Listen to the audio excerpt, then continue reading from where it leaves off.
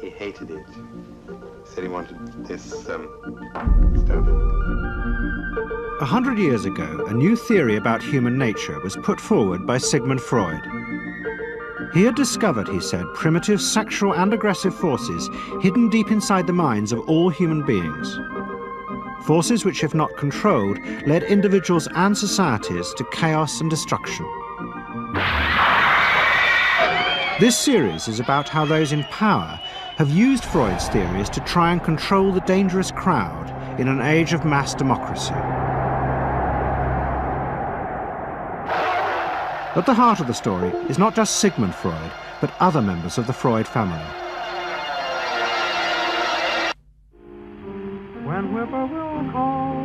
This episode is about Freud's American nephew, Edward Bernays.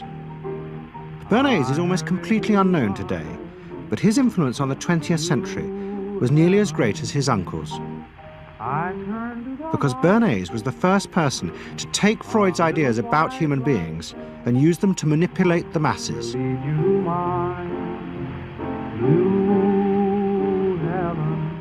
He showed American corporations for the first time how they could make people want things they didn't need by linking mass-produced goods to their unconscious desires.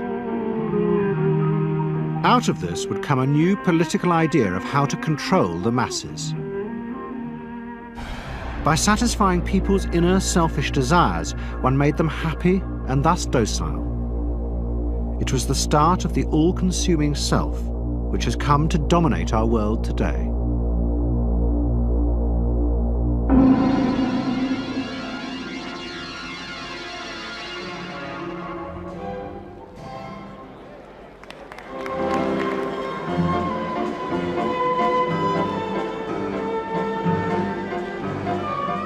Freud's ideas about how the human mind works have now become an accepted part of society, as have psychoanalysts. Every year, the psychotherapist's ball is held in a grand palace in Vienna. This is the psychotherapy ball. Psychotherapists come, some advanced patients come, or former patients come, and many other people, friends, but also people from the Viennese society who like to go to a nice, elegant, comfortable ball. But it was not always so. 100 years ago, Freud's ideas were hated by Viennese society. At that time, Vienna was the centre of a vast empire ruling Central Europe. And to the powerful nobility of the Habsburg court, Freud's ideas were not only embarrassing, but the very idea of examining and analysing one's inner feelings was a threat to their absolute control. You see, at that time, these people had the power. And of course, you just were not allowed to show your bloody feelings. I mean, you just couldn't. You know, I mean, you couldn't, if you were unhappy. Can you imagine, you, for instance, you sit somewhere in the country in a castle, you are deeply unhappy, you are a woman. You couldn't go to your maid and cry on her shoulders, or you couldn't go into the village and complain, you know, about your feelings. I mean, you couldn't, it was like selling yourself to somebody. You just couldn't, you know, because they had to respect you.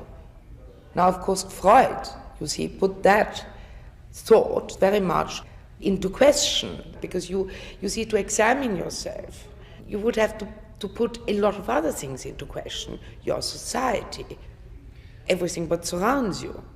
And that wasn't a good thing at that time. Why not? Because your self-created empire, to a certain extent, would have fallen into bits much earlier already. But what frightened the rulers of the empire even more was Freud's idea that hidden inside all human beings were dangerous instinctual drives. Freud had devised a method he called psychoanalysis. By analysing dreams and free association, he had unearthed, he said, powerful sexual and aggressive forces which were the remnants of our animal past.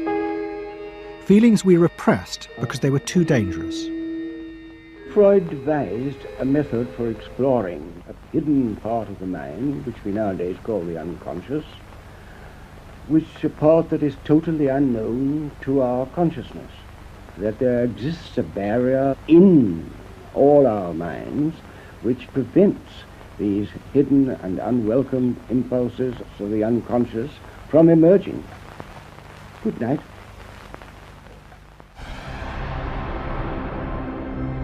In 1914, the Austro-Hungarian Empire led Europe into war. As the horror mounted, Freud saw it as terrible evidence of the truth of his findings. The saddest thing, he wrote, is that this is exactly the way we should have expected people to behave, from our knowledge of psychoanalysis. Governments had unleashed the primitive forces in human beings, and no one seemed to know how to stop them.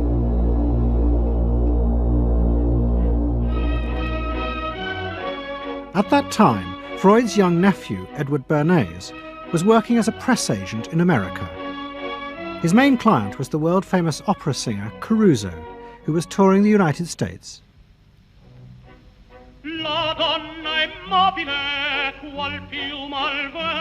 Bernays' parents had emigrated to America 20 years before, but he kept in touch with his uncle and joined him for holidays in the Alps. But Bernays was now about to return to Europe for a very different reason. On the night that Caruso opened in Toledo, Ohio, America announced it was entering the war against Germany and Austria. As a part of the war effort, the US government set up a Committee on Public Information, and Bernays was employed to promote America's war aims in the press. The President, Woodrow Wilson, had announced that the United States would fight not to restore the old empires, but to bring democracy to all of Europe. And Bernays proved extremely skillful in promoting this idea, both at home and abroad. And at the end of the war, he was asked to accompany the President to the Paris Peace Conference. Then, to my surprise, they asked me to go over with Woodrow Wilson to the peace conference. And at the age of 26, I was in Paris for the entire time of the peace conference that was held in the suburb of Paris, and we worked to make the world safe for democracy. That was a big slogan. Wilson's reception in Paris astounded Bernays and the other American propagandists. Their propaganda had portrayed Wilson as a liberator of the people, a man who would create a new world in which the individual would be free. They had made him a hero of the masses. And as he watched the crowd surge around Wilson, Bernays began to wonder whether it would be possible to do the same type of mass persuasion, but in peacetime. When I came back to the United States, I decided that if you could use propaganda for war, you could certainly use it for peace. And propaganda got to be a bad word because of the Germans using it. So what I did was to try to find some other words. So we found the word Council on Public Relations. Bernays returned to New York and set up as a public relations counsel in a small office off Broadway. It was the first time the term had ever been used. Since the end of the 19th century, America had become a mass industrial society, with millions clustered together in the cities. Bernays was determined to find a way to manage and alter the way these new crowds thought and felt. To do this, he turned to the writings of his uncle Sigmund. While in Paris, Bernays had sent his uncle a gift of some Havana cigars. In return, Freud had sent him a copy of his general introduction to psychoanalysis. Bernays read it, and the picture of hidden irrational forces inside human beings fascinated him. He wondered whether he might make money by manipulating the unconscious. What Eddie got from Freud was indeed this idea that there is a lot more going on in human decision-making, not only among individuals, but even more importantly among groups, than this idea that information drives behavior. And so Eddie began to formulate this idea that you had to look at things that would play to people's irrational emotions. And you see, that moved Eddie immediately into a different category from other people in his field and most government officials and managers of the day who thought if you just hit people with all this factual information, they would look at that and say, oh, of course. And Eddie knew that was not the way the world worked. Bernays set out to experiment with the minds of the popular classes. His most dramatic experiment was to persuade women to smoke. At that time, there was a taboo against women smoking, and one of his early clients, George Hill, the president of the American Tobacco Corporation, asked Bernays to find a way of breaking it. He said, we're losing half of our market because men have invoked a taboo against women smoking in public. Can you do anything about that? I said, let me think about it. And then I said, have I your permission to see a psychoanalyst to find out what cigarettes mean to women? He said, what'll it cost? So I called up Dr. Brill, A.A. Brill, who was a leading psychoanalyst in New York at that time. How come you didn't call your uncle? Why didn't you call your uncle? Because he was in Vienna. A.A. Brill was one of the first psychoanalysts in America, and for a large fee he told Bernays that cigarettes were a symbol of the penis and of male sexual power. He told Bernays that if he could find a way to connect cigarettes with the idea of challenging male power, then women would smoke, because then they would have their own penises. Every year, New York held an Easter Day parade to which thousands came, and Bernays decided to stage an event there. He persuaded a group of rich debutantes to hide cigarettes under their clothes. Then they should join the parade, and at a given signal from him, they were to light up the cigarettes dramatically. Bernays then informed the press that he had heard that a group of suffragettes were preparing to protest by lighting up what they called torches of freedom. He knew this would be an outcry, and he knew that all of the photographers would be there to capture this moment. And so he was ready with a phrase which was torches of freedom. And so here you have a symbol, women, young women, debutantes, smoking a cigarette in public with a phrase that means anybody who believes in this kind of equality pretty much has to support them in the ensuing debate about this, because torches of freedom. I mean, what's on all American coins? It's liberty. She's holding up the torch, you see? And so all of this is there together. There's emotion, there's memory, there's a rational phrase, even though it's using a lot of emotional elements. It's a phrase that works in a rational sense. All of this is together. And so the next day, this was not just in all of the New York papers, it was across the United States and around the world. And from that point forward, the sale of cigarettes to women began to rise. He had made them socially acceptable with a single symbolic act.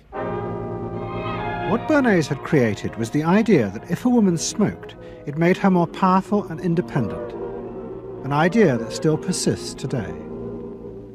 Embrace me, my sweet embrace. It made him realize that it was possible to persuade people to behave irrationally if you link products to their emotional desires and feelings. The idea that smoking actually made women freer was completely irrational, but it made them feel more independent. It meant that irrelevant objects could become powerful emotional symbols of how you wanted to be seen by others. Eddie Bernays saw the way to sell product was not to sell it to your intellect, that you ought to buy an automobile, but that you will feel better about it if you have this automobile. I think he originated that idea, that they weren't just purchasing something, but they were engaging themselves emotionally or personally in the product or service. That it's not, you think you need a new piece of clothing, but you'll feel better with the piece of clothing. That was his contribution in a very real sense. We see it all over the place today, but I think he originated the idea of the emotional connect to a product or service. What Bernays was doing fascinated America's corporations. They had come out of the war rich and powerful, but they had a growing worry. The system of mass production had flourished during the war, and now millions of goods were pouring off production lines. What they were frightened of was the danger of overproduction, that there would come a point when people had enough goods and would simply stop buying. Up until that point, the majority of products were still sold to the masses on the basis of need. While the rich had long been used to luxury goods, for the millions of working-class Americans, most products were still advertised as necessities. Goods like shoes, stockings, even cars were promoted in functional terms for their durability. The aim of the advertisements was simply to show people the product's practical virtues, nothing more.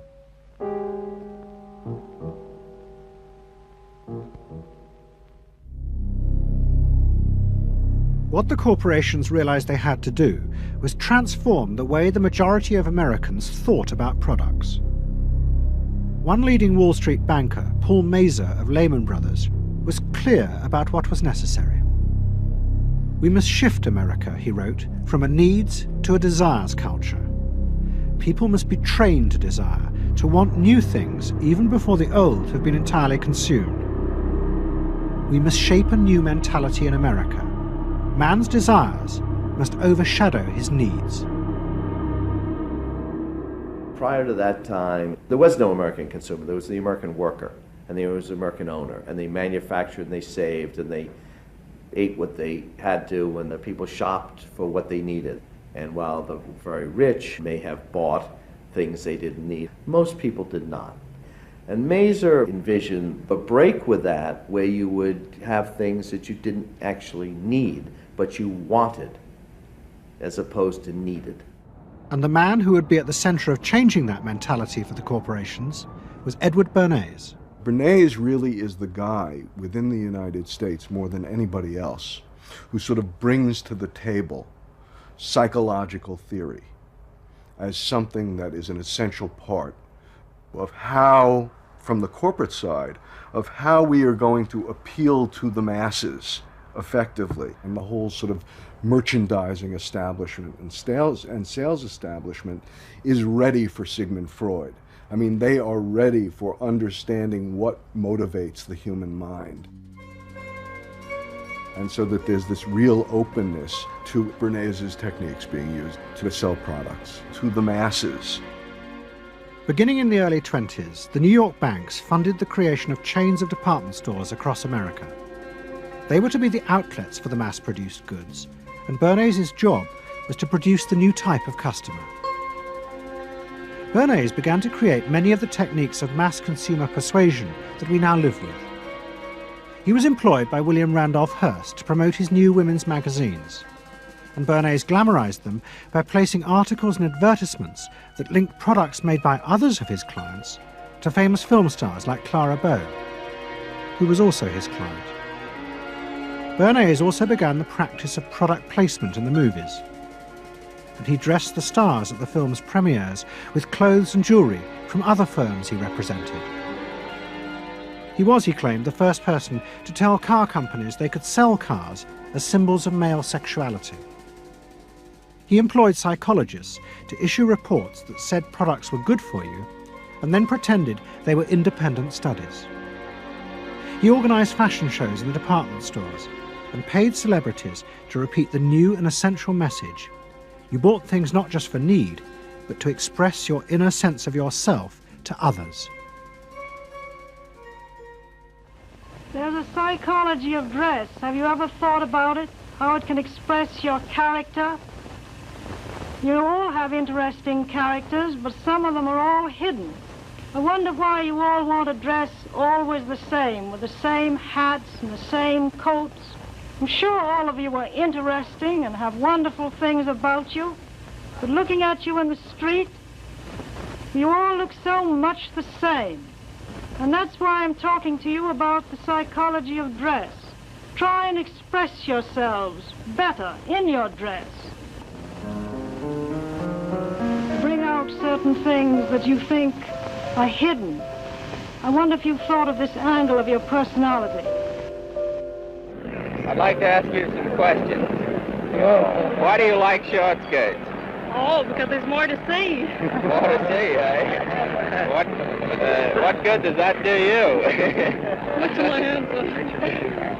It makes you more attractive. Does? In 1927, an American journalist wrote, "A change has come over our democracy. It is called consumptionism. The American citizen's first importance to his country is now no longer that of citizen, but that of consumer." The growing wave of consumerism helped in turn to create a stock market boom. And yet again, Edward Bernays became involved, promoting the novel idea that ordinary people should buy shares, borrowing money from banks he also represented. And yet again, millions followed his advice. He was uniquely knowledgeable about how people in large numbers are going to react to products and ideas and so on.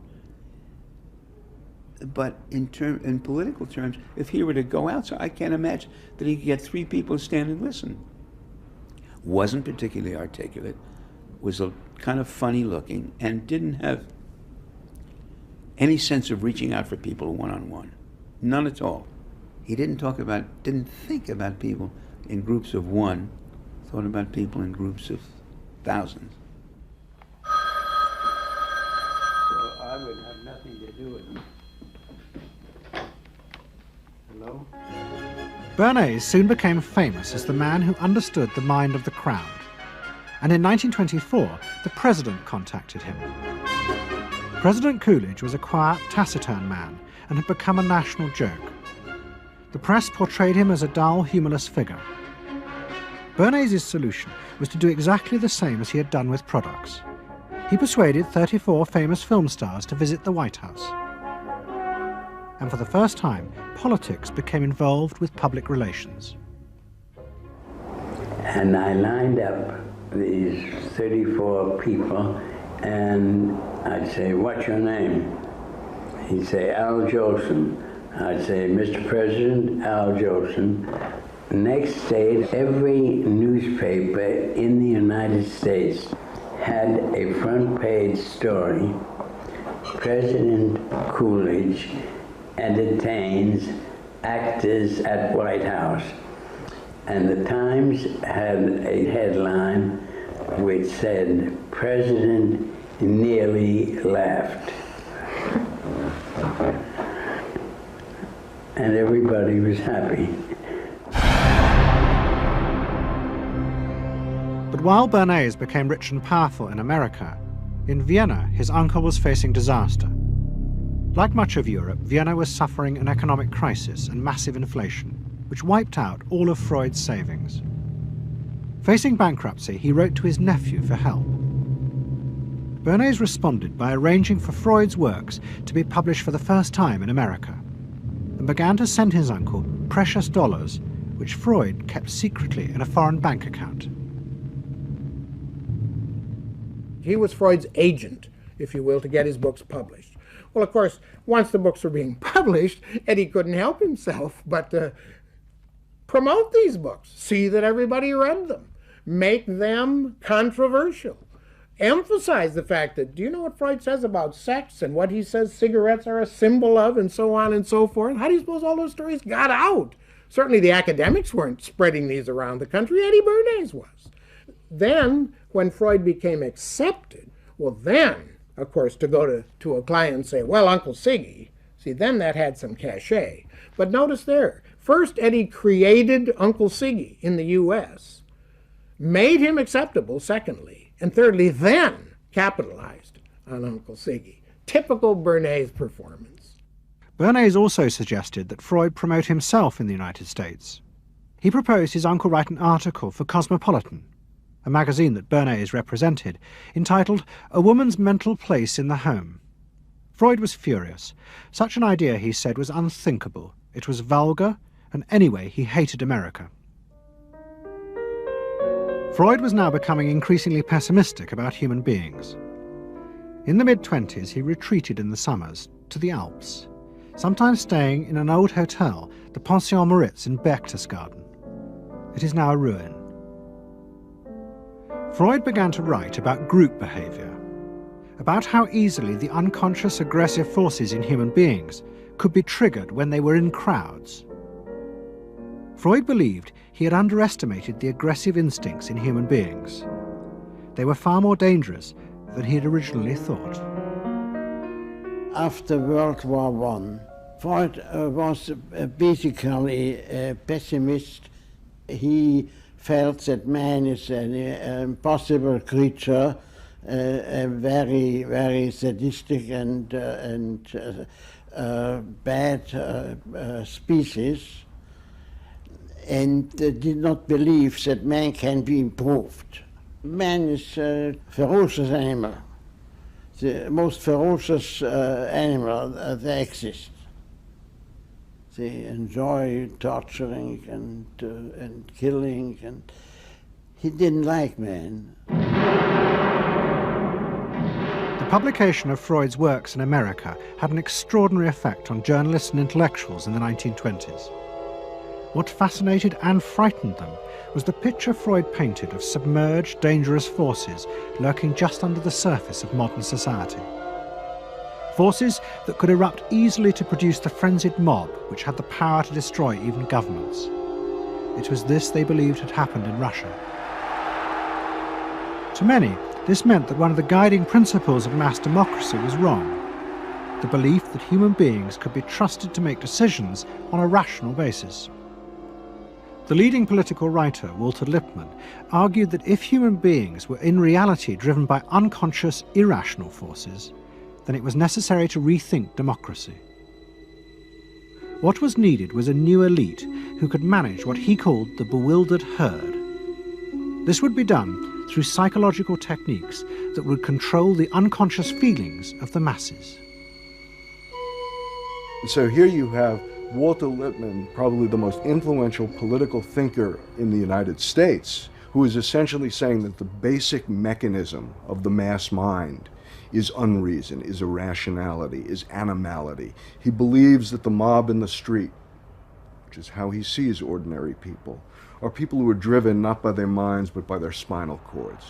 The notion of kind of animal drives, unconscious instinctual drives lurking beneath the surface of civilization. And so they started looking towards psychological science as a way of understanding the mechanisms by which the popular mind works, specifically with the goal of figuring out how to understand how to apply those mechanisms to strategies for social control. Edward Bernays was fascinated by Lippmann's arguments, and also saw a way to promote himself by using them. In the 1920s, he began to write a series of books which argued that he had developed the very techniques Lippmann was calling for. By stimulating people's inner desires and then sating them with consumer products, he was creating a new way to manage the irrational force of the masses. He called it the engineering of consent. Democracy, to my father, was a wonderful concept, but I don't think he felt that all those publics out there had reliable judgment, and that they very easily might vote for the wrong man or want the wrong thing, so that they had to be guided from above. It's enlightened despotism in a sense. You appeal to their desires and their unrecognized longings, that sort of thing. That you can tap into their deepest desires or their deepest fears and use that to your own purposes. And then, in 1928, a president came to power who agreed with Bernays. President Hoover was the first politician to articulate the idea that consumerism had become the central motor of American life. After his election, he told a group of advertisers and public relations men, "You have taken over the job of creating desire and have transformed people into constantly moving happiness machines. machines which have become the key to economic progress. What was beginning to emerge in the 1920s was a new idea of how to run mass democracy. At its heart was the consuming self, which not only made the economy work, but was happy and docile, and so created a stable society. Both Bernays and Littman's concept of managing the masses takes the idea of democracy and it turns it into a palliative. It turns it into giving people some kind of feel-good medication that will respond to an immediate pain or an immediate yearning, but will not alter the objective circumstances one iota. I mean, democracy really, the idea of democracy at its heart was about changing the relations of power that had governed the world for so long. And Bernays' concept of democracy was one of maintaining the relations of power, even if it meant that one needed to sort of stimulate the psychological lives of the public. And in fact, in his mind, that was what was necessary. That if you can keep stimulating the irrational self, then leadership can basically go on doing what it wants to do. Bernays now became one of the central figures in a business elite that dominated American society and politics in the 1920s. He also became extremely rich and lived in a suite of rooms in one of New York's most expensive hotels, where he gave frequent parties. Oh my goodness. He had a home in the corner suite of the Sherry Netherland Hotel. And here's this wonderful suite with all these windows looking out on Central Park and across at the plaza and on the square. And he would use this place to hold a soiree. The mayor would come. All the media leaders would come, the political leaders, the business leaders, the people in the arts. I mean, it was a who's who. People wanted to know Eddie Bernays because, you know, he himself became a sort of a famous man, a sort of a magician who could make these things happen. He knows everybody. He knows the mayor and he knows the senator, and he calls politicians on the telephone, as if he did get literally a high or a bang out of doing what he did. And that's fine, but it can be a little hard on the people around you, especially when you make other people feel stupid. People who worked for him were stupid, and children were stupid, and if people did things in a way that he wouldn't have done them, they were stupid. It was a word that he used over and over and over, dope and stupid. And the masses? They were stupid.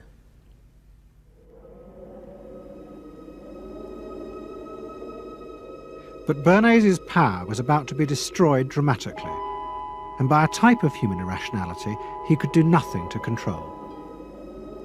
At the end of October 1929, Bernays organised a huge national event to celebrate the 50th anniversary of the invention of the light bulb.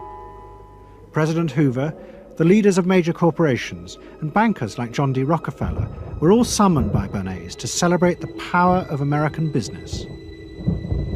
But even as they gathered, news came through that shares on the New York Stock Exchange were beginning to fall catastrophically. Throughout the 1920s, speculators had borrowed billions of dollars. The banks had promoted the idea that this was a new era where market crashes were a thing of the past. But they were wrong. What was about to happen was the biggest stock market crash in history. Investors had panicked and begun to sell in a blind, relentless fury that no reassurance by bankers or politicians could halt. And on the 29th of October 1929, the market collapsed.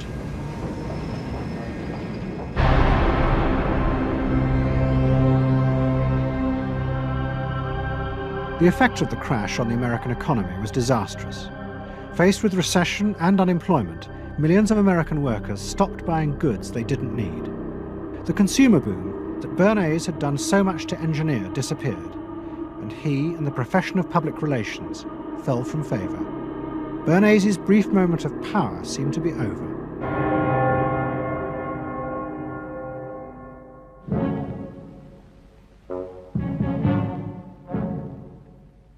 The effect of the Wall Street crash on Europe was also catastrophic. It intensified the growing economic and political crisis in the new democracies. In both Germany and Austria, there were violent street battles between the armed wings of different political parties. Against this backdrop, Freud, who was suffering from cancer of the jaw, retreated yet again to the Alps. He wrote a book called Civilization and Its Discontents. It was a powerful attack on the idea that civilization was an expression of human progress. Instead, Freud argued, civilization had actually been constructed to control the dangerous animal forces inside human beings. What was implicit in Freud's argument was that the ideal of individual freedom, which was at the heart of democracy, was impossible. Human beings could never be allowed to truly express themselves because it was too dangerous. They must always be controlled and would thus always be discontent.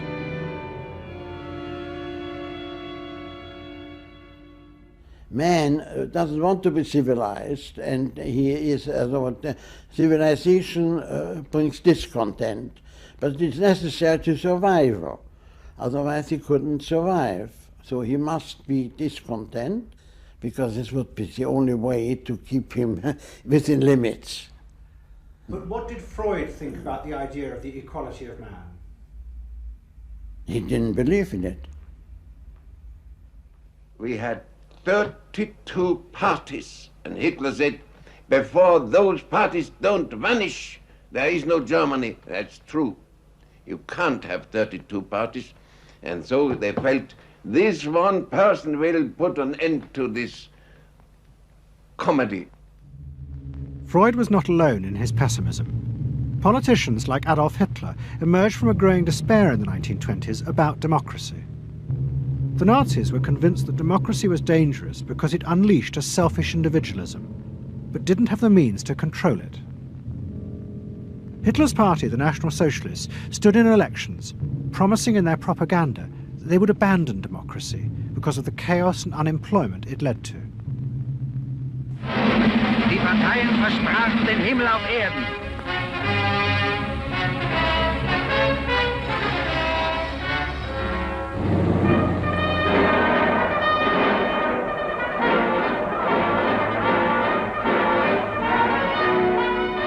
In March 1933, the National Socialists were elected to power in Germany, and they set out to create a society that would control human beings in a different way.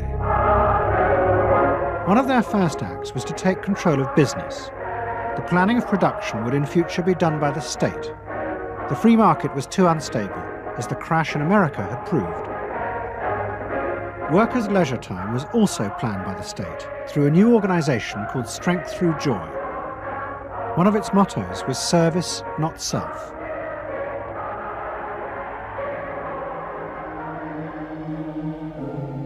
But the Nazis did not see this as a return to an old form of autocratic control.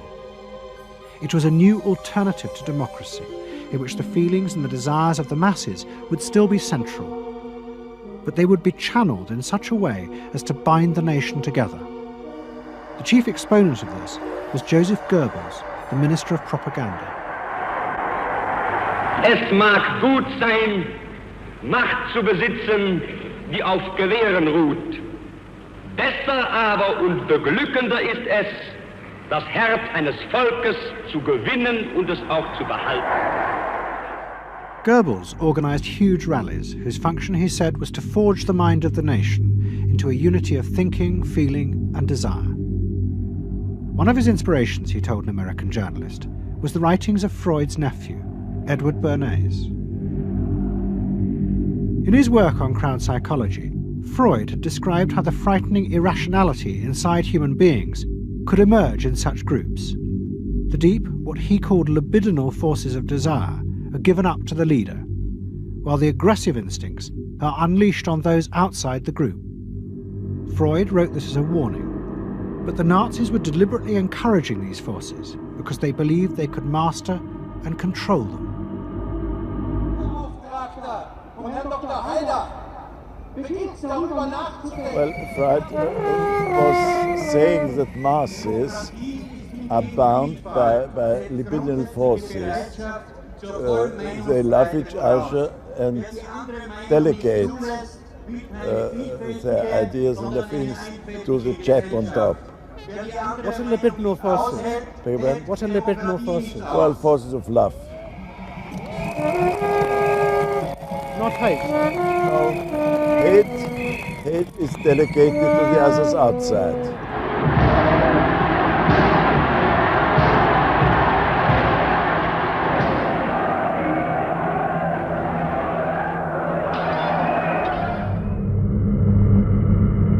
It's the mob.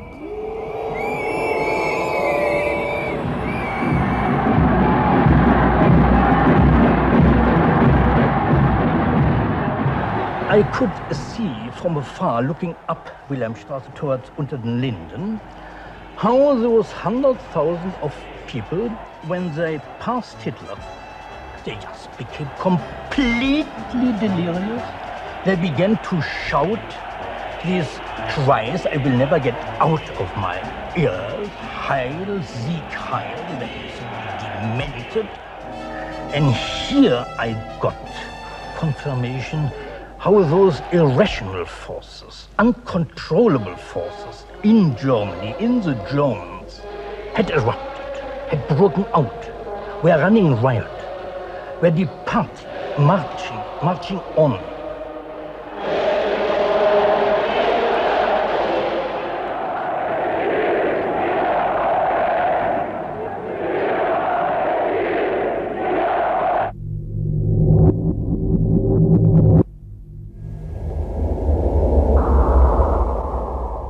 And in America too, democracy was under threat from the force of the angry mob. The effect of the stock market crash had been disastrous. There was growing violence as an angry population took out their frustration on the corporations who were seen to have caused this disaster. Then, in 1932, a new president was elected who was also going to use the power of the state to control the free market. But his aim was not to destroy democracy, but to strengthen it. And to do this, he was going to develop a new way of dealing with the masses. I am prepared, under my constitutional duty, to recommend the measures that a stricken nation in the midst of a stricken world may require. But in the event that the national emergency is still critical, I shall not evade the clear course of duty that will then confront me. I shall ask the Congress for the one remaining instrument to meet the crisis: broad executive power.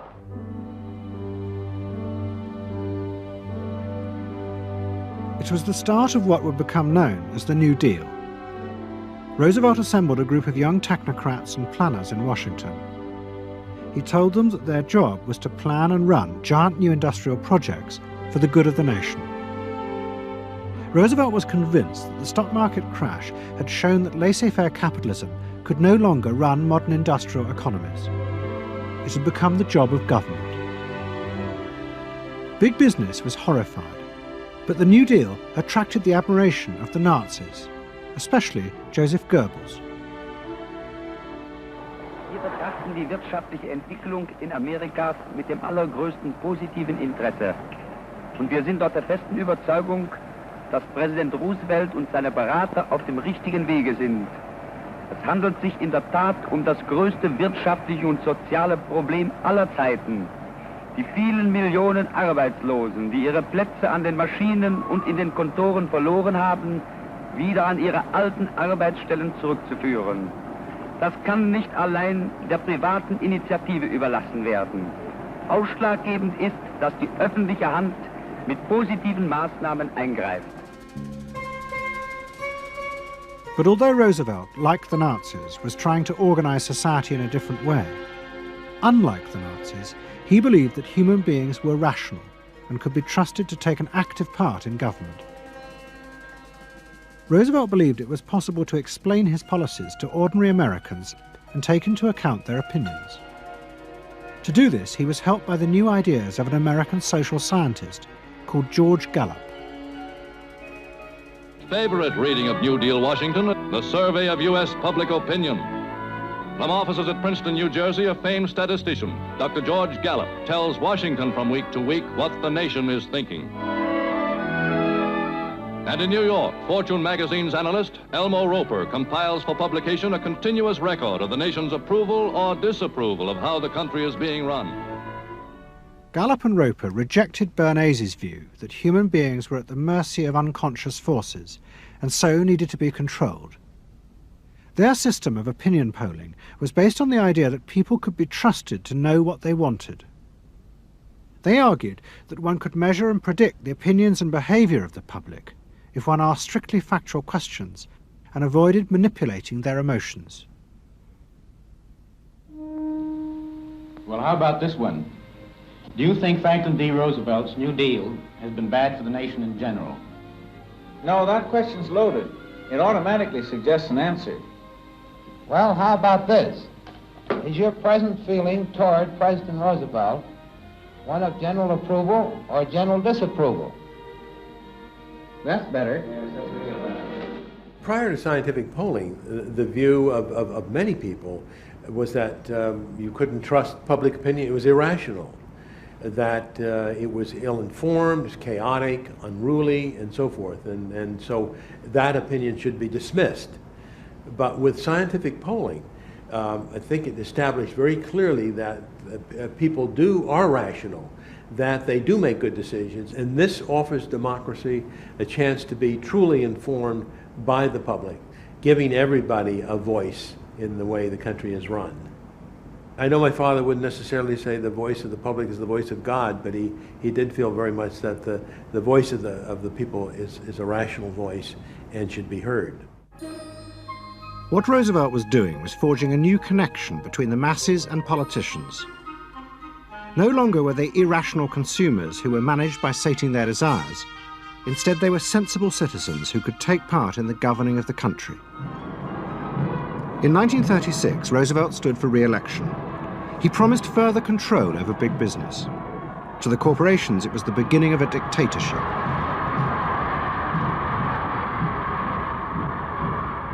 Roosevelt interferes with private enterprise and is running the country into debt for generations to come. The way to get recovery is to let business alone. But Roosevelt was triumphantly re-elected. It looks, my friends, like a real landslide this time. So please let me thank you again and tell you that I hope to see you all very soon and bid you an affectionate good night. Faced with this, business now decided to fight back, to regain power in America. At the heart of the battle would be Edward Bernays and the profession he had invented, public relations. Following that election, business people start to get together and start to carry on discussions, primarily in private, and they start talking to each other about the need to sort of carry on ideological warfare against the New Deal and to sort of reassert the sort of connectedness between the idea of democracy on the one hand and the idea of privately owned business on the other. And so, under the umbrella of an organization which still exists, which is called the National Association of Manufacturers, and whose membership included all of the major corporations of the United States, a campaign is launched explicitly designed to create emotional attachments between the public and big business. It's Bernays' techniques being used on a grand scale. I mean, totally.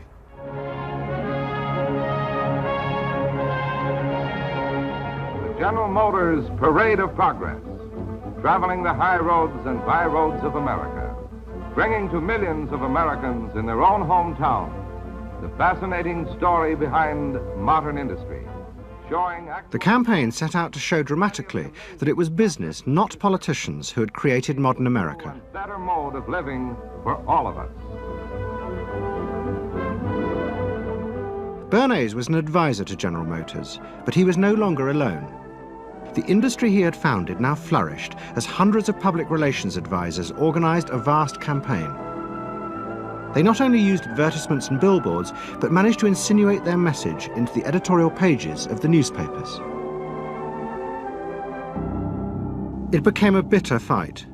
In response to the campaign, the government made films that warned of the unscrupulous manipulation of the press by big business. And the central villain was the new figure of the public relations man.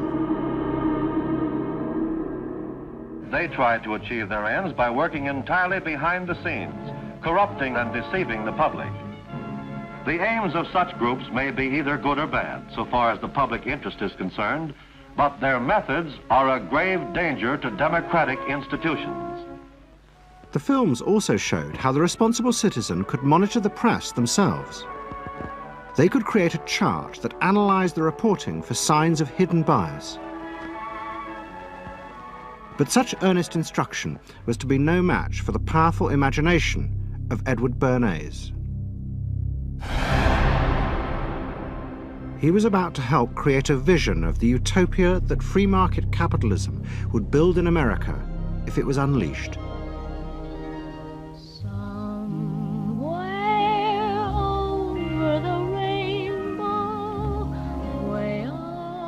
In 1939, New York hosted the World's Fair. Edward Bernays was a central advisor. He insisted that the theme be the link between democracy and American business.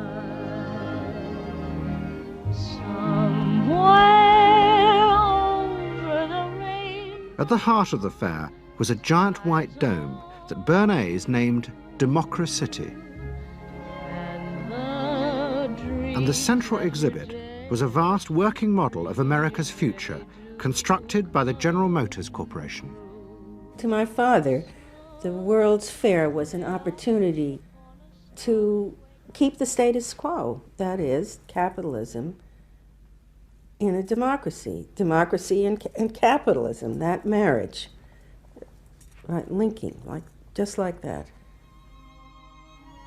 He did that by manipulating people and getting them to think that you couldn't have real democracy in anything but a capitalist society, which was capable of doing anything, of creating these wonderful highways, of making, moving pictures inside everybody's house, of telephones that didn't need cords, of sleek roadsters. I mean, it was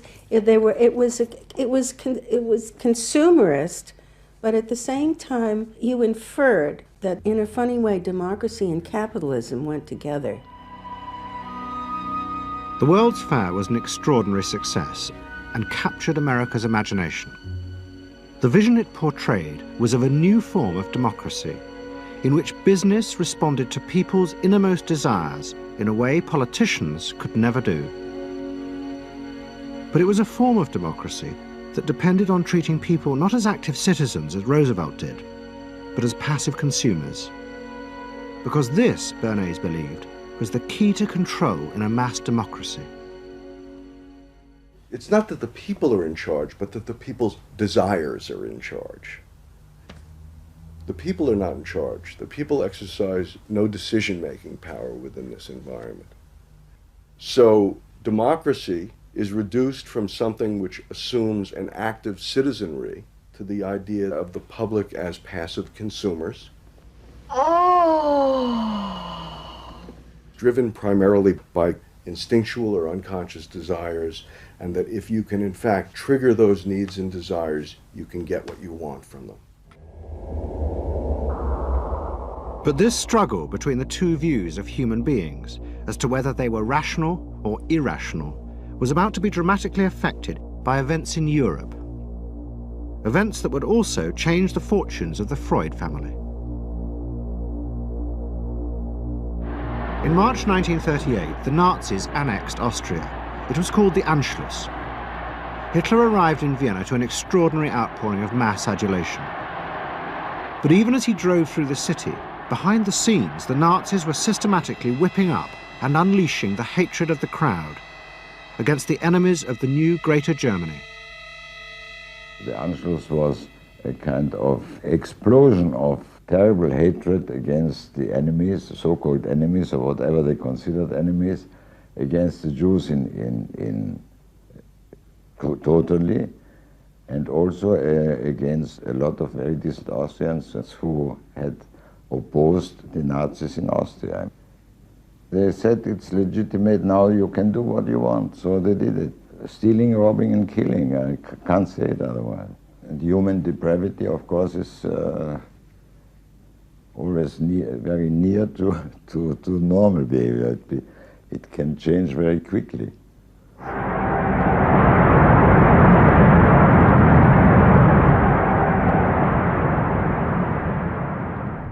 As the violence and assassinations raged in Vienna, Freud decided he had to leave.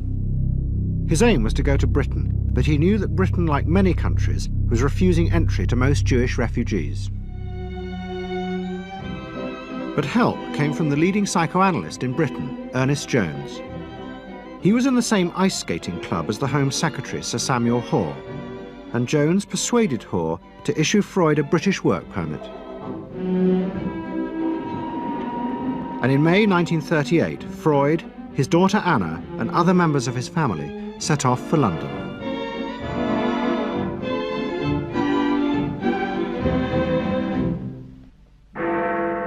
Freud arrived in London as Britain was preparing for war, and he settled with his daughter Anna in a house in Hampstead. But Freud's cancer was now far advanced, and in September 1939, just 3 weeks after the outbreak of war, he died.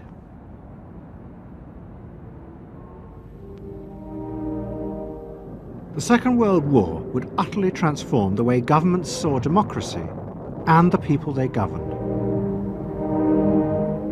Next week's programme will show how the American government, as a result of the war, became convinced there were savage, dangerous forces hidden inside all human beings, forces that needed to be controlled. The terrible evidence from the death camps seemed to show what happened when these forces were unleashed, and politicians and planners in post-war America would come to believe that hidden under the surface of their own population were the same dangerous forces. And they would turn to the Freud family to help control this enemy within.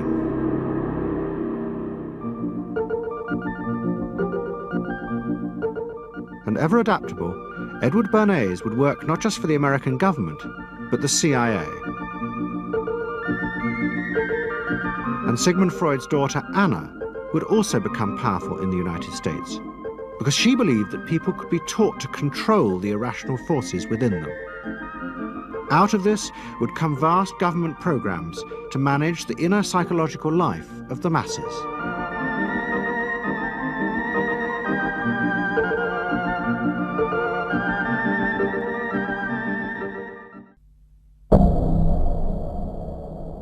Let's say a word about dreams. We all have thoughts which we never knew we had. They are too uncomfortable, too incompatible with our adult self to be remembered. Yet they are often disturbing, rumbling under the surface like lava in a volcano.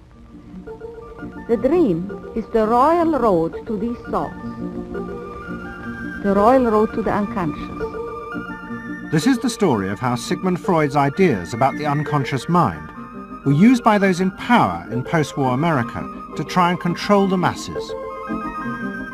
Politicians and planners came to believe that Freud was right to suggest that hidden deep within all human beings were dangerous and irrational desires and fears. They were convinced that it was the unleashing of these instincts that had led to the barbarism of Nazi Germany. To stop it ever happening again, they set out to find ways to control this hidden enemy within the human mind.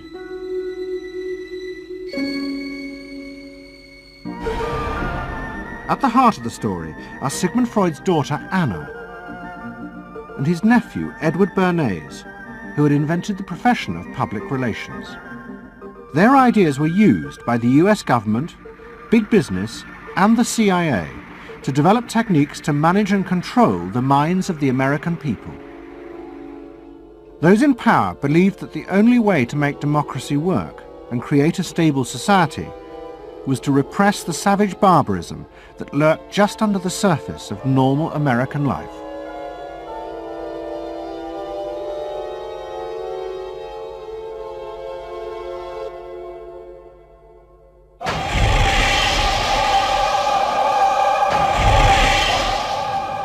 story begins in the middle of the fierce fighting of the Second World War.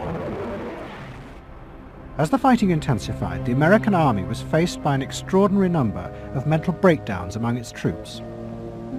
49% of all soldiers evacuated from combat were sent back because they suffered from mental problems. In desperation, the army turned to the new ideas of psychoanalysis. They made a film record of the experiment using hidden cameras. It says here on your record that you had headaches and that you had crying spells. Yes, sir. I believe in your profession is called nostalgia. In other words, homesickness. Yes, sir. It was induced when, shortly before the war, I received a picture of my sweetheart. Yes.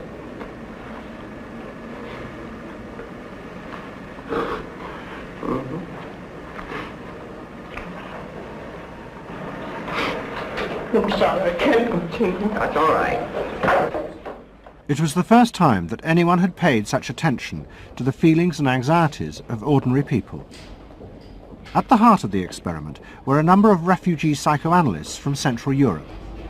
They worked with American psychiatrists to guide and shape the project. When I first came to America, I worked in the psychiatric service with soldiers trying to rehabilitate them. And I traveled in the train from the East Coast to the West Coast. I was enormously curious what goes on in all of those little towns that the train is passing. After my years in the army, I knew exactly what everybody was doing in the little towns, because I saw so many people who came from there, and I understood their aspirations, their disappointments, and so forth. So it was as if somebody invited me to a privileged tour into the inner soul of America. I'm not doing this deliberately, so please believe me. I do believe you. A display of emotion is sometimes very helpful. I hope so, sir. Sure, it gets it off the chest. Well, sir, to be perfectly honest with you, I'm very much in love with my sweetheart. She has been the one person that gave me a sense of importance, and that through her cooperation with me, we were able to surmount so many obstacles. Take it easy now, just talk to... The psychoanalysts used techniques developed by Freud to take the men back into their past. They became convinced that the breakdowns were not the direct result of fighting. The stress of combat had merely triggered old childhood memories. These were memories of the men's own violent feelings and desires, which they had repressed because they were too frightening. Think deeply. Let's go back. When was it you... To the psychoanalysts, it was overwhelming proof of Freud's theory that underneath human beings were driven by primitive, irrational forces. You want that? World War II was a major shattering experience because I discovered the enormous role of the irrational in the lives of most people. That I can say, that I learned that the ratio between the irrational and the rational in America is very much in favor of the irrational. That there is much greater unhappiness, much more suffering, much more. A sadder country than one would imagine it from the advertisements that you get. A much more problematic country. Victory in the Second World War was celebrated as a triumph of democracy. But in private, many policymakers were worried about the implications of the analysis of the soldiers. It seemed to show that underneath every American were irrational, violent drives. What had happened in Germany seemed to bear this out. The complicity of so many ordinary Germans in mass killings during the war showed just how easily these forces could break through and overwhelm democracy.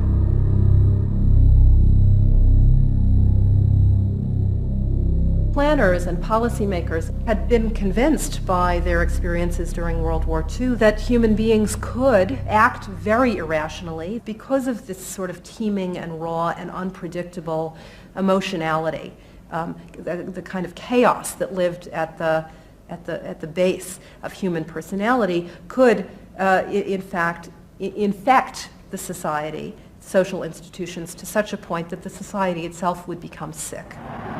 That's what they believe happened in Germany, in which the irrational, the anti-democratic, went wild. It was a vision of human nature as incredibly destructive, and they were terrified that Americans would in fact behave that way, or were capable of behaving that way, and they wanted to avoid a rerun of that.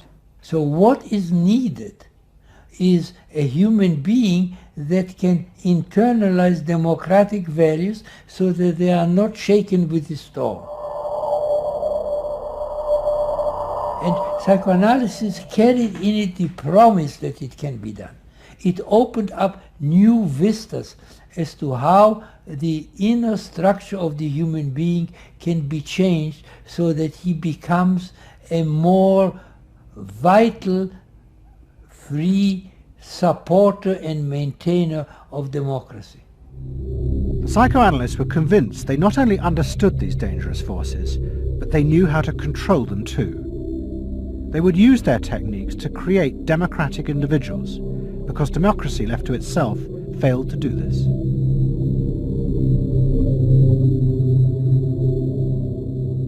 The source of this idea was not only Sigmund Freud, but his youngest daughter, Anna.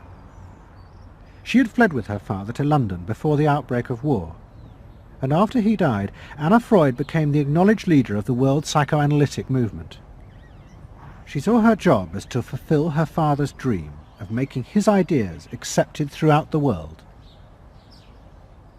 At the center of the Freud movement stood Tante Anna, because she managed to work herself into that position. She was recognized as that, and not just because she was the daughter. She worked on that. She was rather forbidding. She was not, to me, a warm person, not an aunt you could kiss or put your arms around. Not at all. And her whole life rotated around the spreading of psychoanalysis. Freud himself had seen the role of psychoanalysis as allowing people to understand their unconscious drives. But Anna Freud believed it was possible to teach individuals how to control these inner forces. She had come to believe this through analysing children, above all the children of her close friend, Dorothy Burlingham. Dorothy Burlingham was an American millionairess who in the 1920s fled a failed marriage and brought her children to Anna Freud in Vienna. They were suffering terrible anxieties and aggression, but Anna Freud was convinced she could free them from this by changing the world around them. She thought that she could come in and into their environment, essentially, because they were children, you see. They didn't have independent lives of their own. She could go talk to the parents or the mother. She could go to the schools. She could influence their real world, the actual external world, to change their lives and to help them. And to change them as people? I think that was part of what her idea was, is that she felt that she could change them. From her analysis of the Burlingham children, Anna Freud developed a theory of how to help them control their inner drives. She believed that if, as well as psychotherapy, they were also encouraged to adapt to a good family and social environment, then the conscious part of their mind, the ego, would be strengthened in its struggle to control the unconscious. Anna Freud's aim was simply to help the children. But it was always the psychoanalyst who decided what was the right environment and the appropriate behaviour for the children. And often as not, this reflected the social mores of the time.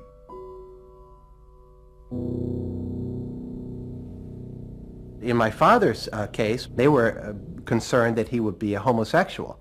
And so a lot of their efforts went into preventing or trying to stop my father from becoming a homosexual. Whether or not he would have or did, or it's unknown to me. Why did they want to stop him? Because they felt it was abnormal. It wasn't a normal way to develop. They wanted to have him develop along lines that society recognized to be normal, because if they didn't, then you're going to be under the control of forces that you don't understand, that you're not even aware of. The analysis seemed to be a great success, and in the 30s the Burlingham children had returned to America. They settled down to happy married lives in the suburbs. What they didn't realize was that their experience was about to become a template for a giant social experiment to control the inner mental life of the American population.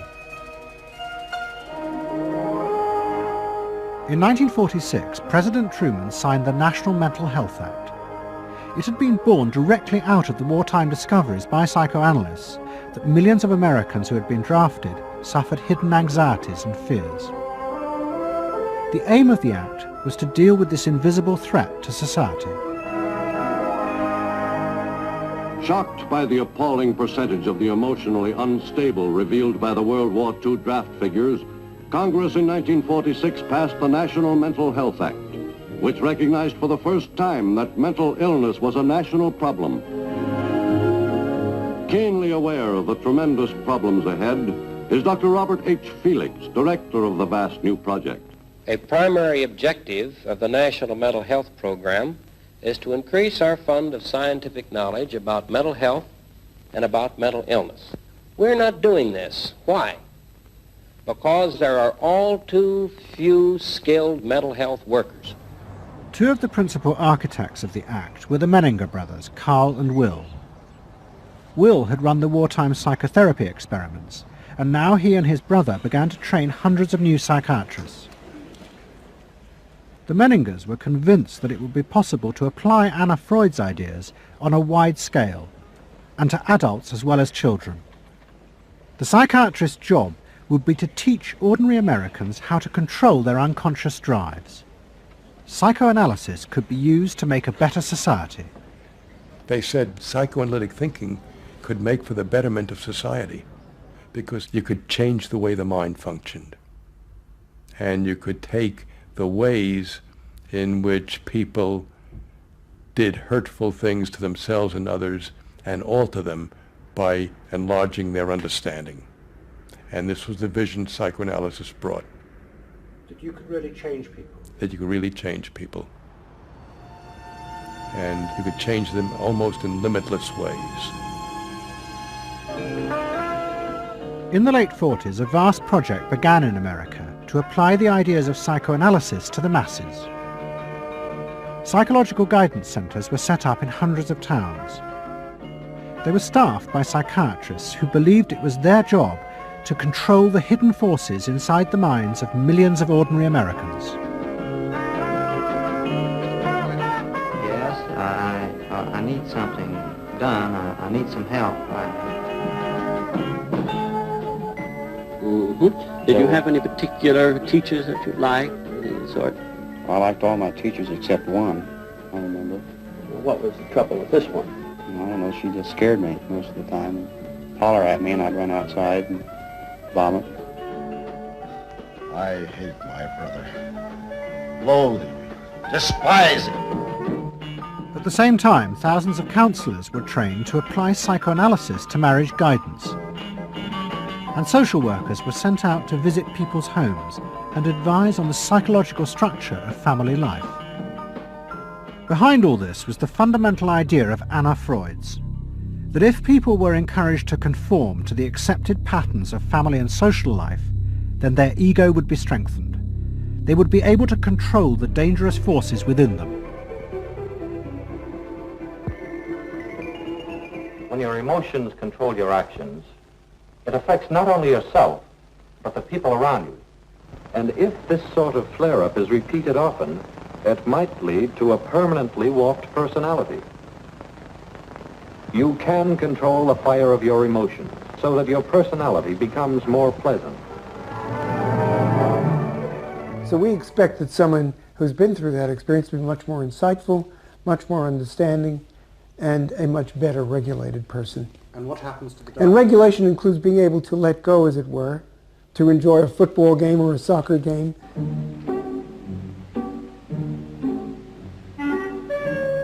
a more understanding, yes, rational, but also appropriately emotional person.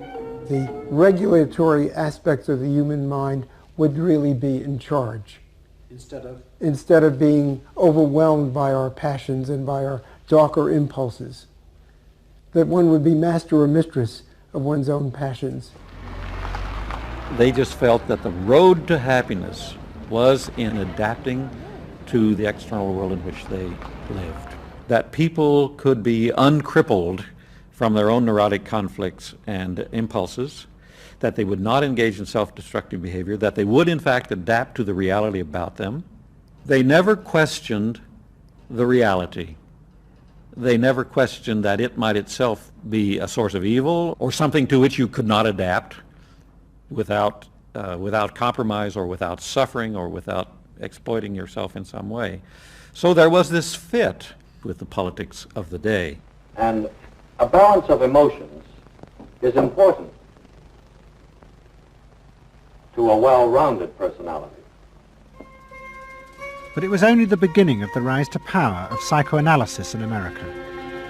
Psychoanalysts were about to move into big business and use their techniques not just to create model citizens, but model consumers. Last week's episode showed how Freud's American nephew, Edward Bernays, had been the first to convince American corporations that they could sell products by connecting them with people's unconscious feelings.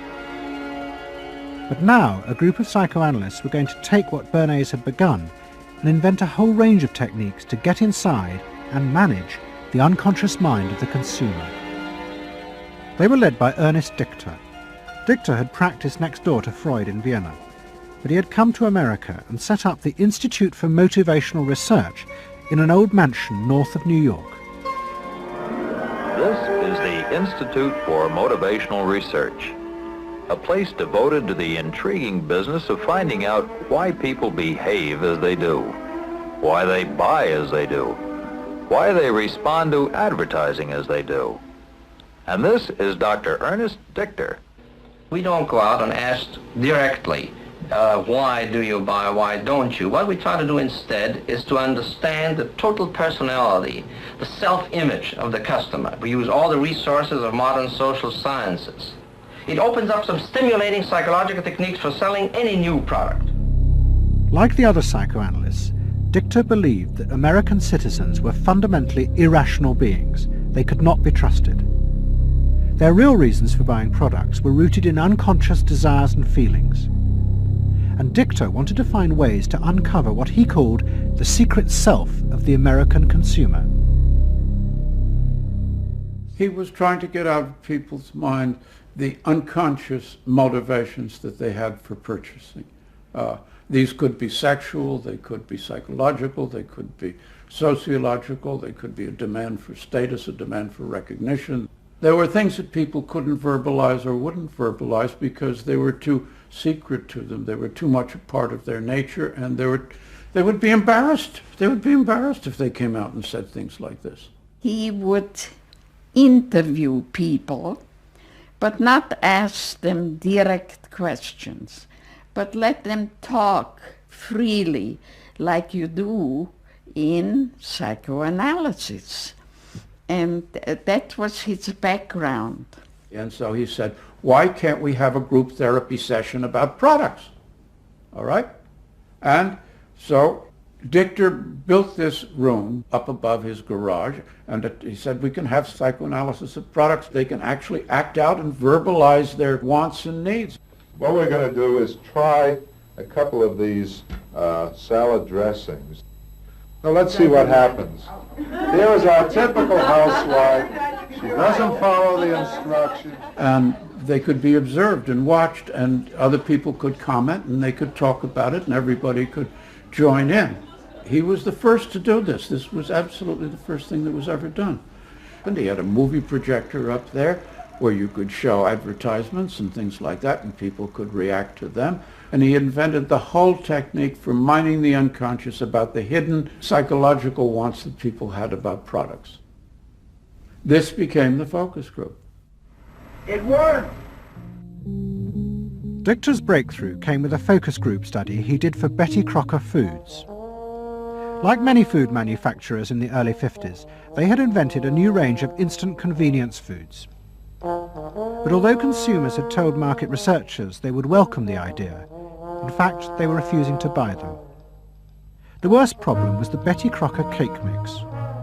Dichter did a series of focus groups where housewives free associated about the cake mix. He concluded that they felt unconscious guilt at the new image being promoted of ease and convenience. In other words, he understood that the barrier to the consumption of the product was the housewife's feeling of guilt about using it. They basically, on one hand, wanted to make it easy for themselves, but they felt guilty about it. So what you've got to do in those circumstances is remove the barrier being guilt. The way you do that is to give the housewife a greater sense of participation. And how do you do that? By adding an egg. Simple as that. As simple as that. Dichter told Betty Crocker to put an instruction on the packet that the housewife should add an egg.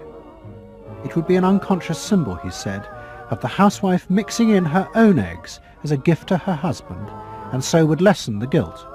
Betty Crocker did it, and the sales soared. My cake is ready. The consumer may have basic needs that the consumer himself or herself doesn't fully understand. You have to know what those needs are in order to fully exploit the consumer. Is it wrong to give people what they want by taking away their defenses, helping remove their defenses? It seems so much longer than last year. It is. Nearly 4 inches longer in some models. Oh! Dichter's success led to a rush by corporations and advertising agencies to employ psychoanalysts. They became known as the Depth Boys, and they promised to show companies how to make millions by connecting their products with people's hidden desires. Dichter himself became a millionaire, famous for inventing slogans like "a tiger in your tank." Even the marketing of the Barbie doll came from a children's focus group. And so it goes. But Dichter was convinced that this was far more than just selling. Like Anna Freud, he believed that the environment could be used to strengthen the human personality. And products had the power both to sate inner desires and give people a feeling of common identity with those around them. It was a strategy for creating a stable society. Dichter called it the strategy of desire. To understand a stable citizen, you have to know that modern man quite often tries to work off his frustrations by spending on self-gratification. Modern man is eternally ready to fill out his self-image by purchasing products which complement it. If you identify yourself with a product, it can have a therapeutic value. It improves your self-image and you become a more secure person and you have suddenly this confidence of going out in the world and doing what you want successfully. Bernard believed that that would then improve the whole of our society and become the best society on this planet.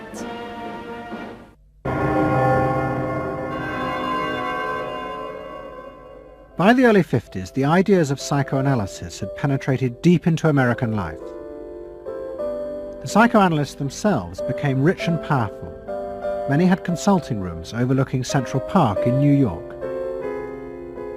Politicians and famous writers like Arthur Miller and Tennessee Williams became their patients.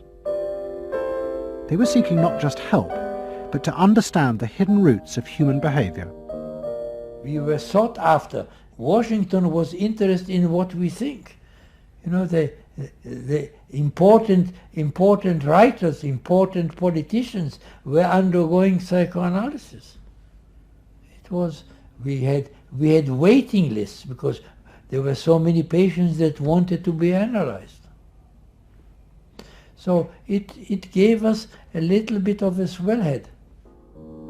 And And as the psychoanalysts' ideas took hold in America, a new elite began to emerge, in politics, social planning, and in business. What linked this elite was the assumption that the masses were fundamentally irrational.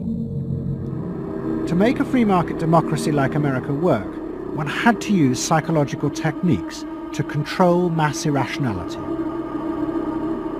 They actually believed that this elite was necessary because individual citizens were not capable, if left alone, of being democratic citizens. The elite was necessary in order to create the conditions that would produce individuals capable of behaving as a good consumer and also behaving as a democratic citizen.